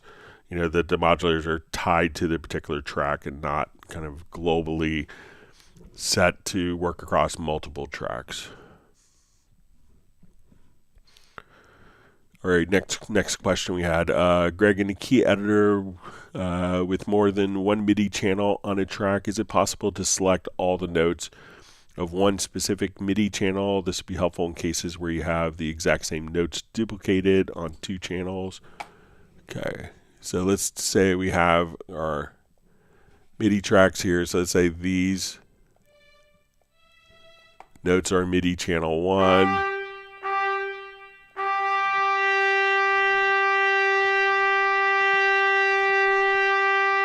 Sorry about that. So the trumpet is on channel 2. Let's say channel 3 is an oboe. So if we wanted to select all, you could use a MIDI logical editor. So we could say I want to select, so say we'll select, and we'll say channel is equal to 2. So now it should select the trumpet when I do this. Or if we say, let's put this on channel 3, it'll select channel 3. So, but if we have notes that are overlapping, so now let's say, okay, we want to select all on channel 3. Now, another way of doing this, if we don't want to use the logical editor, that's really good for this type of stuff. So, is using the list editor.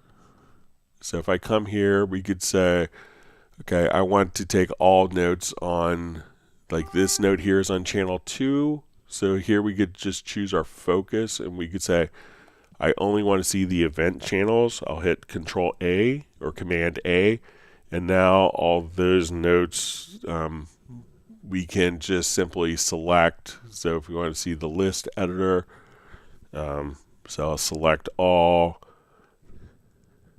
and now, so let's say these will be on, let's say MIDI channel 3. So we'll say our focus is on event channels for 3. And I will select all of the notes. And we can see that those notes are now selected here. Or if we want this to show no focus, we can say let's go to channel 2. And at this point, we could just say focus on event channels. And now select all, and all notes on MIDI channel 2, MIDI channel 1 can be selected. So, you might be able to do like the editing here in the list editor, where you can see kind of still like a graphic representation of the particular notes. So that may be a good approach or using the project or using the MIDI logical editor.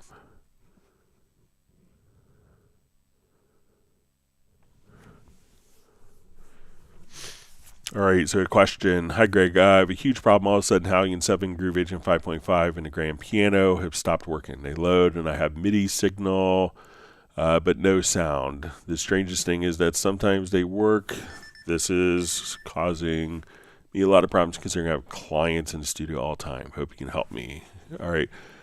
So one thing I always do is just to make sure that if it's an input or an output issue in situations like this.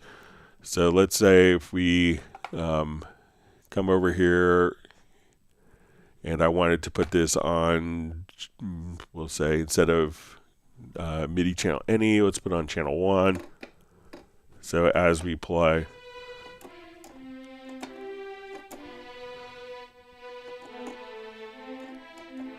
all right, so we have, let's say, our string patch that we're playing from Halligan Sonic. So we come over. So we could see if, I would always test to see if, if you're not hearing it, when you play the keyboard on the instrument, is it sounding? So if we're hearing this, we know that it's a key, that it's probably going to be a MIDI issue. If we don't hear this, and we could also probably see that, like as we would play back different devices, that we could see exactly when we have MIDI activity going on different devices. So we could see, all right, now if I set this to MIDI channel 2 and I play, we can see that MIDI is coming in on MIDI channel 2. So we can see MIDI communication here. So if we're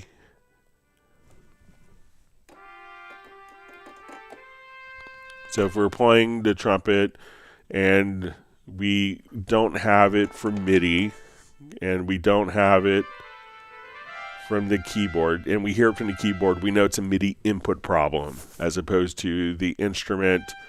So we could isolate it if it's a MIDI going in or the instrument sound going out. So if you hear it here, it's going to be a MIDI going in issue, and that could be, you could come over here, try a different MIDI controller.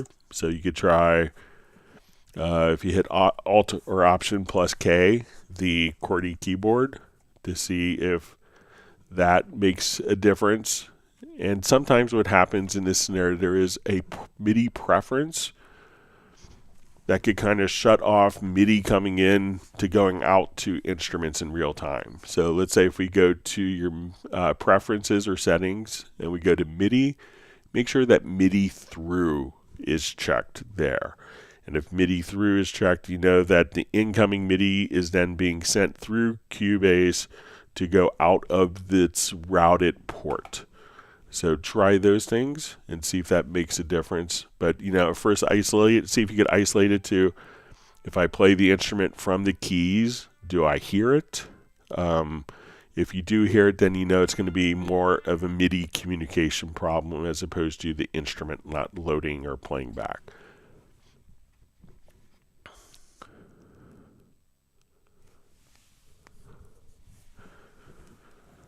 All right, so we see, hi Greg, Cubase 14 has stopped recording input to tracks in Cubase 14. Both record button on the channel are engaged with the record button on the system. Instruments can be heard, but no signal recorded on the channel using a VSTi plugin. Any ideas what the problem may be? So I don't know if so you say it's a VSTi plugin.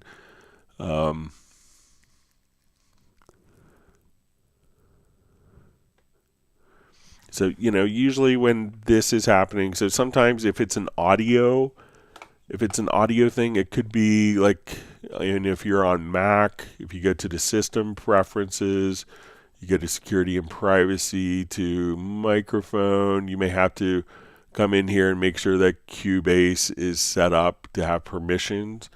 But if it's a MIDI instrument, make sure, a lot of times what happens if people have like incorrect routing for the inputs, so it could be, okay, I can play this in all MIDI inputs.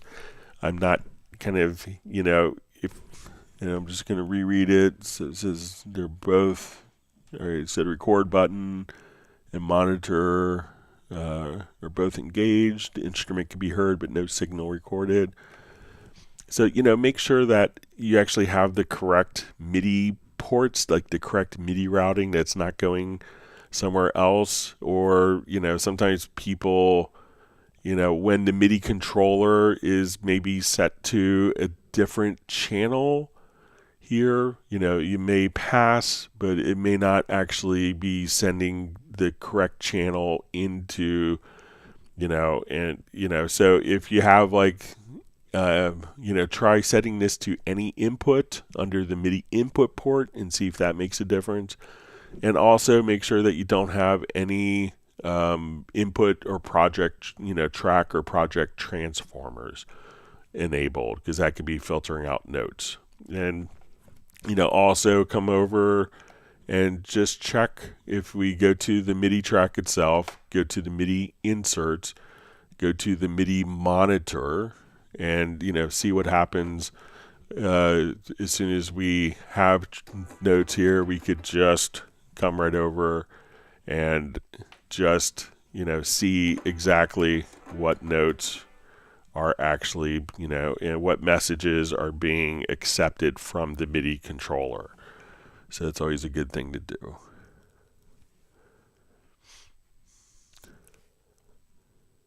All right, next question. All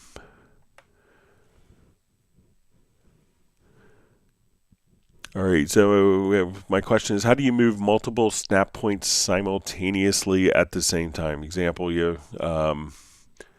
when I have all the events selected, I move the snap point on one event. It only moves the snap point for that one event despite multiple events being selected. I want all snap points to move together while dragging the snap point for one event. All right, so let's take a look. All right, so for those that so let's say we have different snap points here.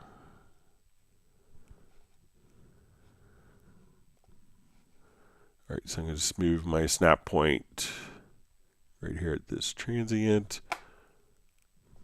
And I'll go to move the snap point from here. So we'll move that to the end. And when we have these snap points, this is what the audio file will sync to. All right, so let's say now when I move this and I have it snapped to grid, it's not the beginning of the event, but the actual snap point. So let's try, so now when we look, we can see our snap point here.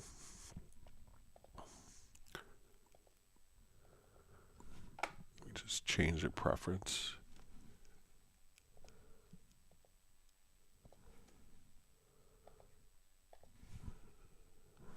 Okay, so we can see our snap points in different locations.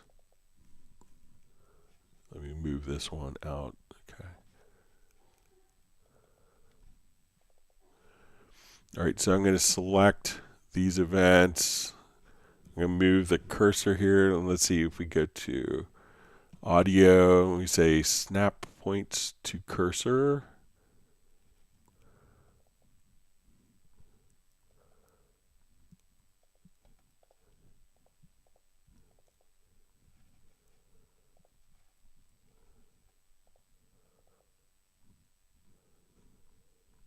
To the middle one, the snap point move to the bottom one, snap point move to the cursor.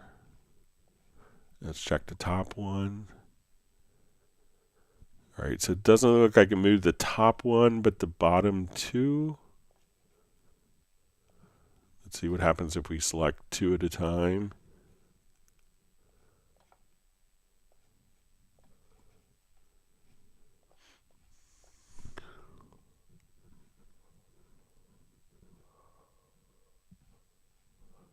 Okay, So we'll try 2 this time and see what happens.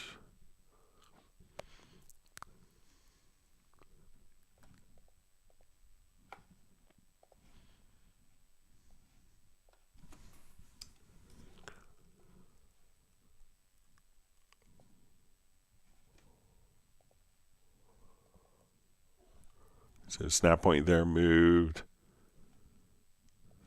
Snap point there moved. So let me see. So it looks like it did multiple ones there. If we do the, let's try. It didn't seem like it did the top one. But try, look like 2 of them worked at a time. But if you use the audio snap point to cursor, that seemed to do it for 2 of them at a time. So maybe play around with that. All right, next question. Hello, Greg. Do you know why my CC121 faders are not following the selected channels in Cubase 14?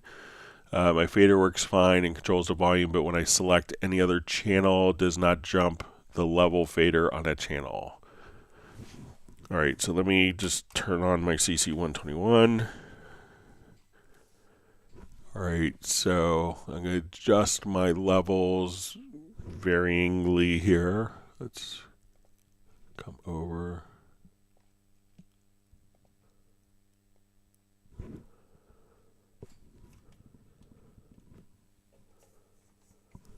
All right, and let's go to, so first thing I would do is make sure that we go to the setup and we have the CC121.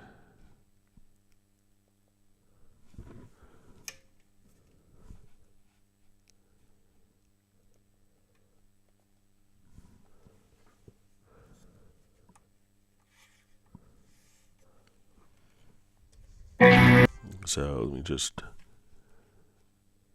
go to different tracks here. So my fader is adjusting. Make sure that you have, when you come over to the studio setup, that you have, not only just the output, but the input set correctly. So check just the routing, and there is a way, I forget what the key combination is, you could find it in the manual of how to reset the CC121. Let me just see if I could find it really quickly on my phone here.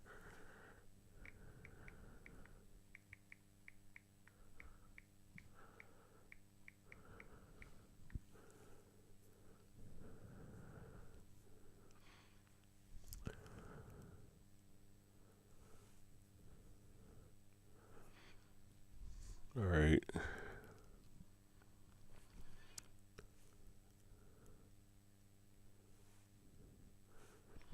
So I think when you turn on, you could,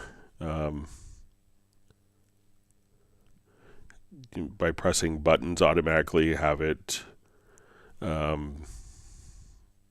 control and have it kind of jump. But also it could be a USB power issue is something that I would look. So if you have the CC121 on a hub, that sometimes it may not be getting enough power on a hub. So check the power with that. Okay, next question we have. Hi, Greg. It'd be great if you could answer some questions around VST Connect Pro. My use case is to have remote previews of my film cues with the director client. I want it set up in a way where I'm streaming audio and good quality, lossless if possible, from my Cubase session to the director client has loaded the video on their side locally using VST Connect Performer, and they both sync up perfectly.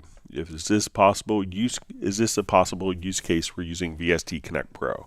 So yeah, so let's come over here. Let's say if we have, let's say, let me just turn that down. Sorry about that. So let's say we have video here in our project. This is Hamburg, an independent historic harbor city. Hamburg prides itself on its cosmopolitan society and a thriving young... All right, so let's open up VST Connect Pro. All right, So I'm going to do this. This is always tricky on live streams, but let me just see if we get this going to both at the same time. So let's go to VST Connect Performer.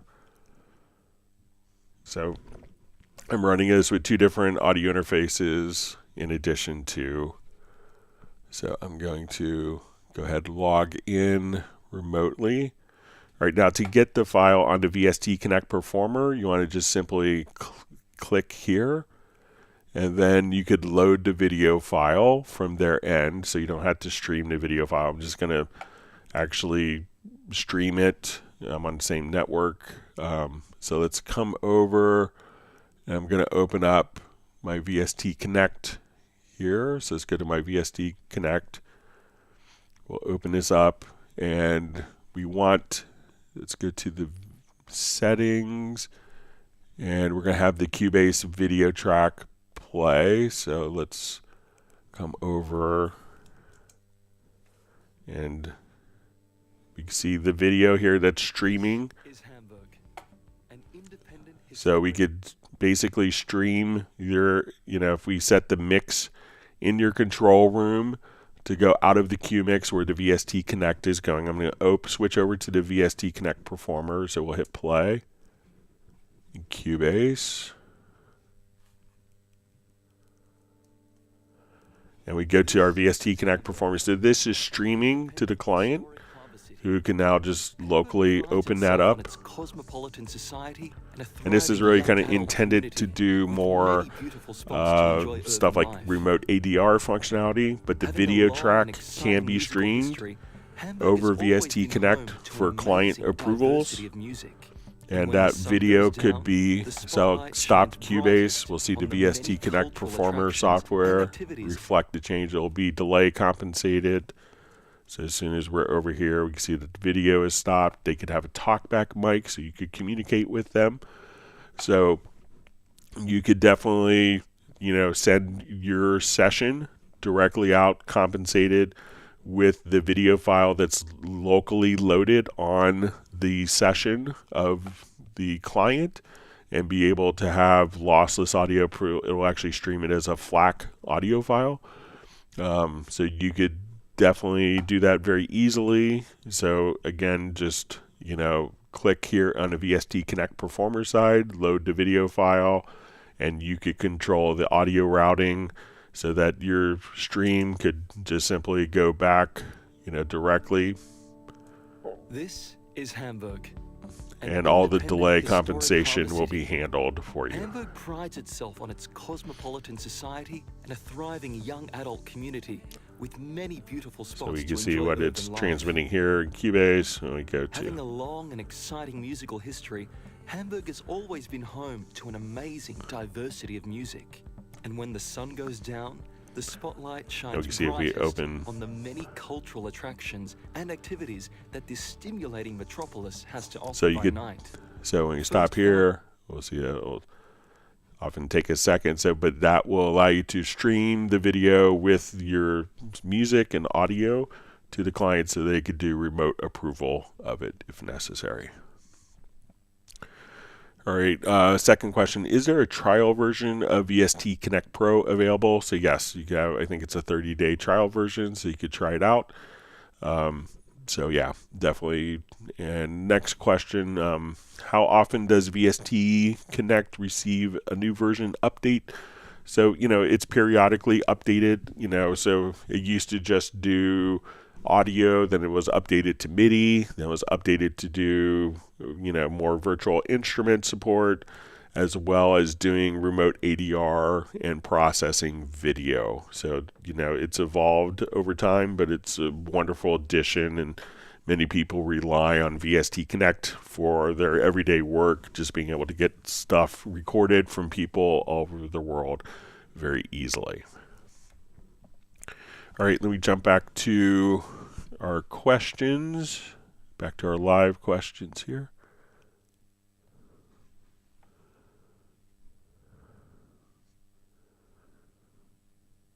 All right.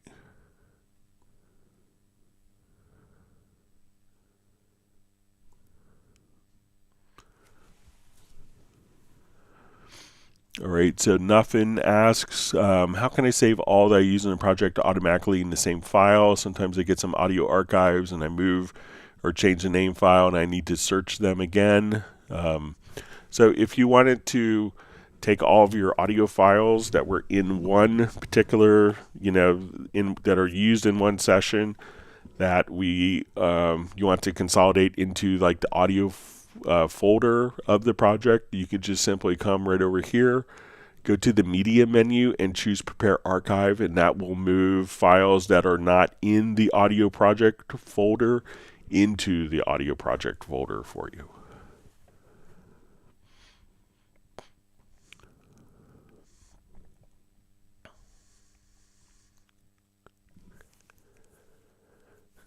So Gerald Ely says, so should we write Yamaha and ask them to give you more NAM roaming time?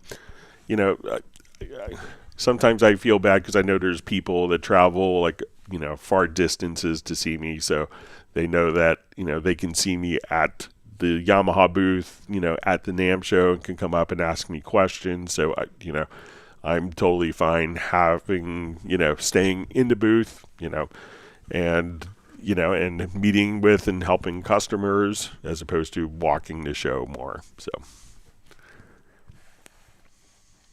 all right. So Michael Marshall is asking,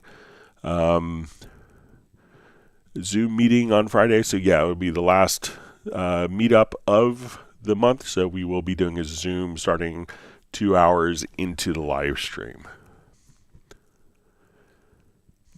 All right, so you see from Nothing, how can I listen Cubase into OBS? So it really could depend on your audio hardware. So like, if your audio hardware has, what I personally do is just a setup, and I probably could streamline it, but it's kind of been so functional for so many years, is I take my Cubase audio interface, I take that out into a Yamaha HE08 mixer. I have my microphone going into that same mixer, and I use one audio interface for Cubase and one for the live stream. But now there's been updates. So you see when I go to my audio system here, I have like a UR22. So the audio interface I'm using for the stream is the UR24C. But I could have and I have, many audio devices connected here. So I have a UR22C, a UR24C, and a AG08. But we'll notice that these drivers have, when we do this, they have a DAW. So I used a DAW driver for Cubase. And then we could have a streaming driver, and I could use that for OBS. And this is kind of like a loop back. And then I could have a voice. So I could plug my mic into one audio interface, connect it to the voice, take the audio coming from the DAW and use the third driver. So I could take my voice, use that for the driver for the microphone, use the DAW driver for Cubase, and then use the streaming driver for working with, for working directly with the OBS. So that way we could have kind of one device that functions as three separate devices. So the trick is getting the right audio interface that could do loopback, that you could do that.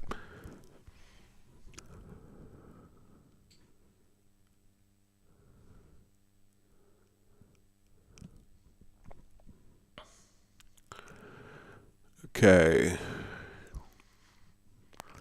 John Barry asks, hi Greg, I only have one bank of 16 drum trigger pads. Could you show me an input transformer that could shift the bank up or down for Groove Agent or logical preset? Thanks. All right, so let's say if we have Groove Agent here.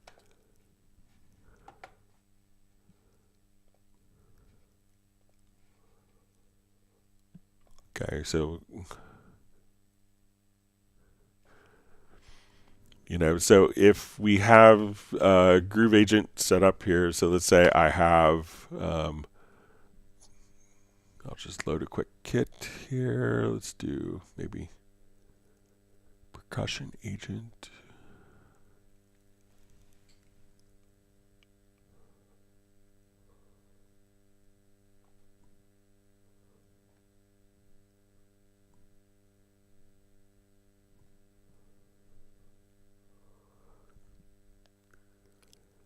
Just load up something else here. So.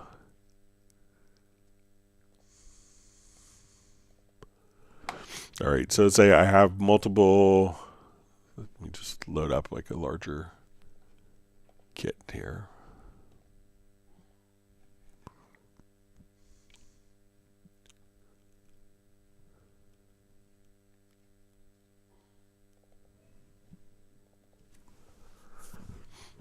All right, so say we have the rather extensive Simon Phillips kit here. So I'm currently on, let's say if we come over, let me just kill all my.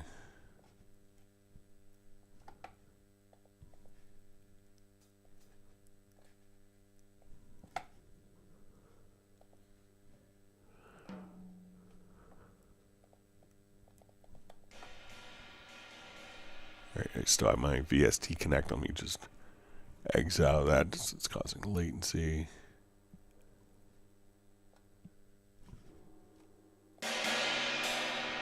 Okay. So, you know, you have 16 pads, but let's say if we're just playing different notes and we want to have the pads follow, I think if we just click on MIDI follow on off, I'm going to come over here and so say I have my groove agent selected here, and as I go up, I notice that I'm on bank 3 or bank 4, bank 3. But when I have the MIDI follow on, as soon as it sends a MIDI note, it will automatically transfer to the right bank for you.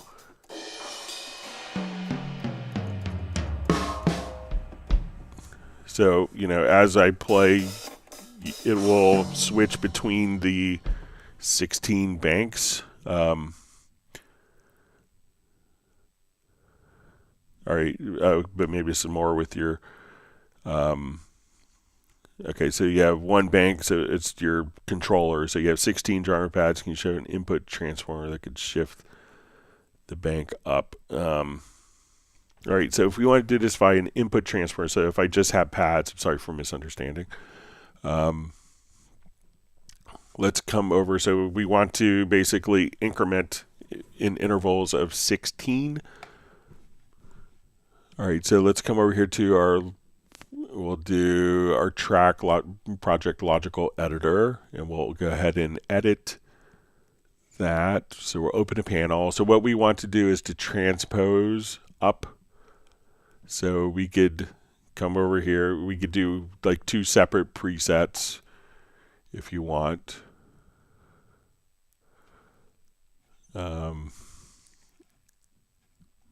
So we'll come over here. So we want to transform MIDI notes. And how we want to transform them is we want to take the main value and add 16. So since we have 16 pads, when I come here and we activate the transformer, so let's say we want to do our track.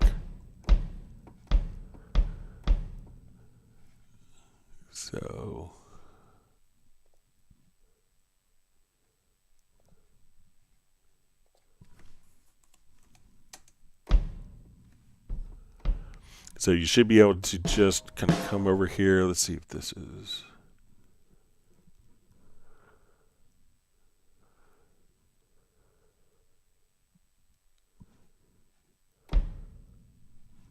Let's see if I turn this off.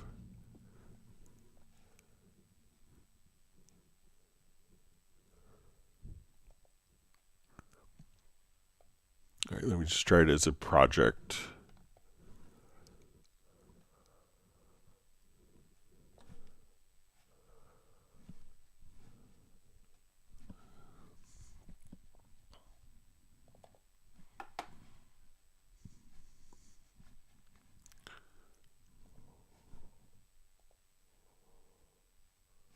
Okay, so say type is equal to note. We're going to transform.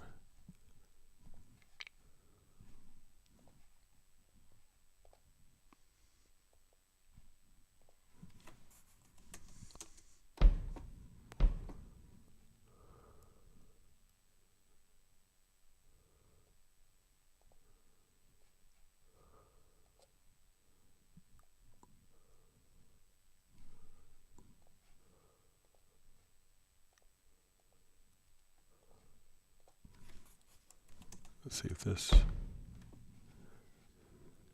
So it seems like that should be working. For some reason. All right, let me just try in the project.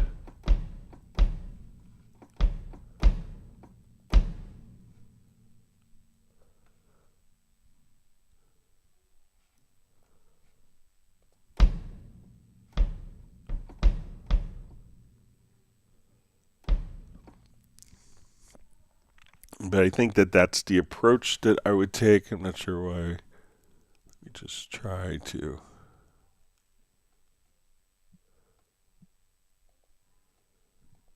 Okay, let's try pitch and go up 16. We'll do subtype. Yeah. So now, so I hit the same notes. It's immediately just kind of, so when I have this turned off, we can see that we're on bank 3. And now when I turn this on, I hit the note, we're basically transposing the pitches up an octave. We can see that we're on bank 4. Turn this off, now we're on bank 3. So you could set up your, sorry for messing that up, but just come over here and say type is equal to note, and you want to transpose or add 16. Or subtract 16, and you want the pitch, that'll be the subtype that you would select here. So that's where I made my mistake. Sorry about that, John.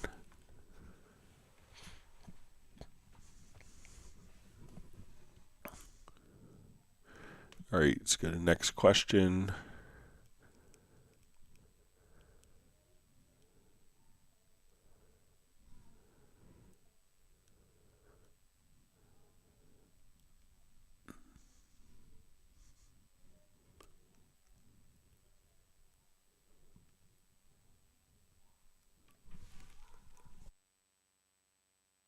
Okay, reading through comments.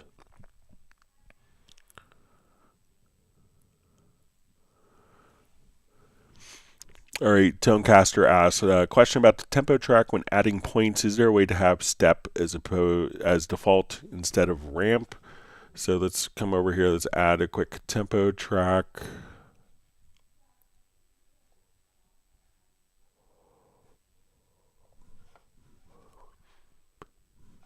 So once we have, like, you know, the tempo track, let's say if we are putting in a node, you know, we could just come here, and I think it's this, you know, you could just click, you know, directly here to do step or ramp. So when I just did it, it was set to step. It may preserve its last setting. So, but, you know, it, I think defaults to step. So, but you could just toggle it right there, or just by clicking here, which is, yeah, let's see what automatic does.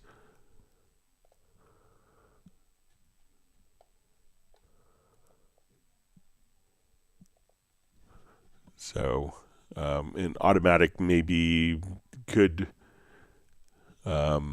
be based upon like bars or beats versus your default time type, but it seems like it's it defaulted to step for me, like as it went to add. But again, you could change the settings just by clicking right there what you want it to do.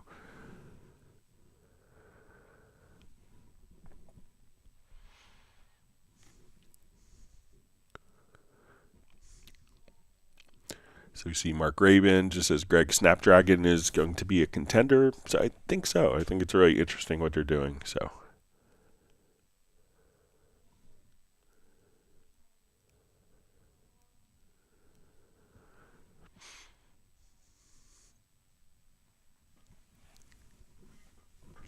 All right, so we have a question from Jonathan McPherson. Says, when recording multi-mic instruments, is there a workflow you see most often regarding recording onto lanes or recording onto different versions and then creating a comp version?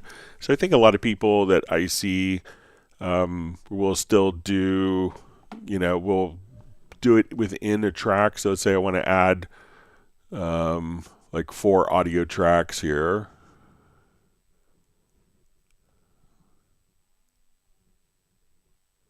Okay, so we have my 4 audio tracks, and I would put this into a folder. So I would just move selected tracks to new folder. This allows me to arm, and let's say, okay, I recorded audio onto these tracks. This is Hamburg, an independent historic. All right, so say I recorded audio, and let's say I want to, just come right over here and record a second pass.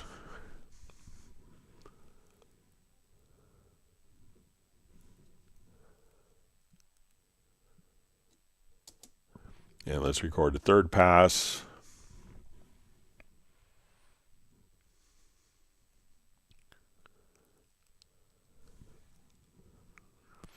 And one of the things that you could do is, if you wanted to, all these are selected, so we can say, let's go to, take 2 on all, so we could kind of just, go between the different parts, pretty easily. So, with that, so, some people, I think some people have used lanes because that's been in Cubase longer, and then some people are that are comfortable with like track versions will use that.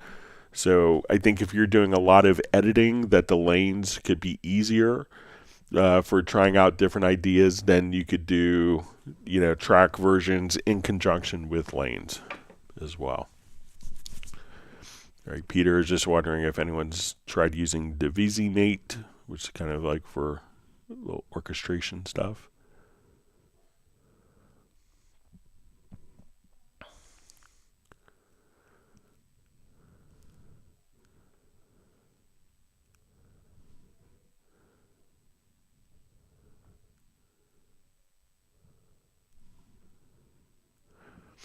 All right, Butter Snips asks, this is probably a stupid question. I started my trial with Cubase yesterday. What is the purpose of the stereo in channel? Do I have to have it? Thank you.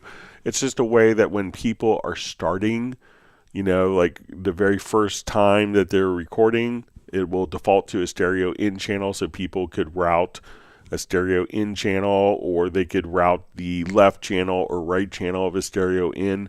But it kind of defaults that way just to have some audio connection, because if there wasn't an existing audio connection for your very first time, if you're a new user to a DAW, you may want to plug in and you're like, oh, why, I have my track, I have the input set, but I'm not, but since an input isn't defined, then it's, people who are just kind of starting off may choose not to use it. So if you only have like a 2-in 2-out interface, the stereo in's probably a pretty good choice. If you have 48 channels of IO, then you may not, it's like, oh, that could be silly, I want to configure my 48 channels. But it gives like a starting off point for people that want to immediately record in Cubase. You could delete it, but you may have to add an input channel of whatever configuration you want to get started. So it's just a way for people just get to, they're getting started and their feet wet with Cubase.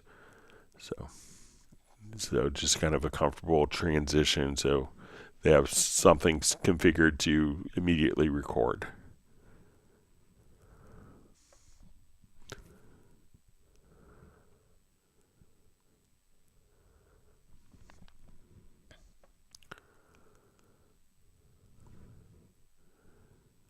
Okay. Mark Rabin got a harmonica and a key A. All right, so I see that we are out of time. And with that, we'll go ahead and wrap up. I want to thank everyone for all the great questions, and we'll see everyone on Friday. And we'll be doing our Zoom meetup on Friday. Look forward. Thanks again for all the great questions. Everyone, please stay safe and healthy, and we'll see you back on Friday. Thank you.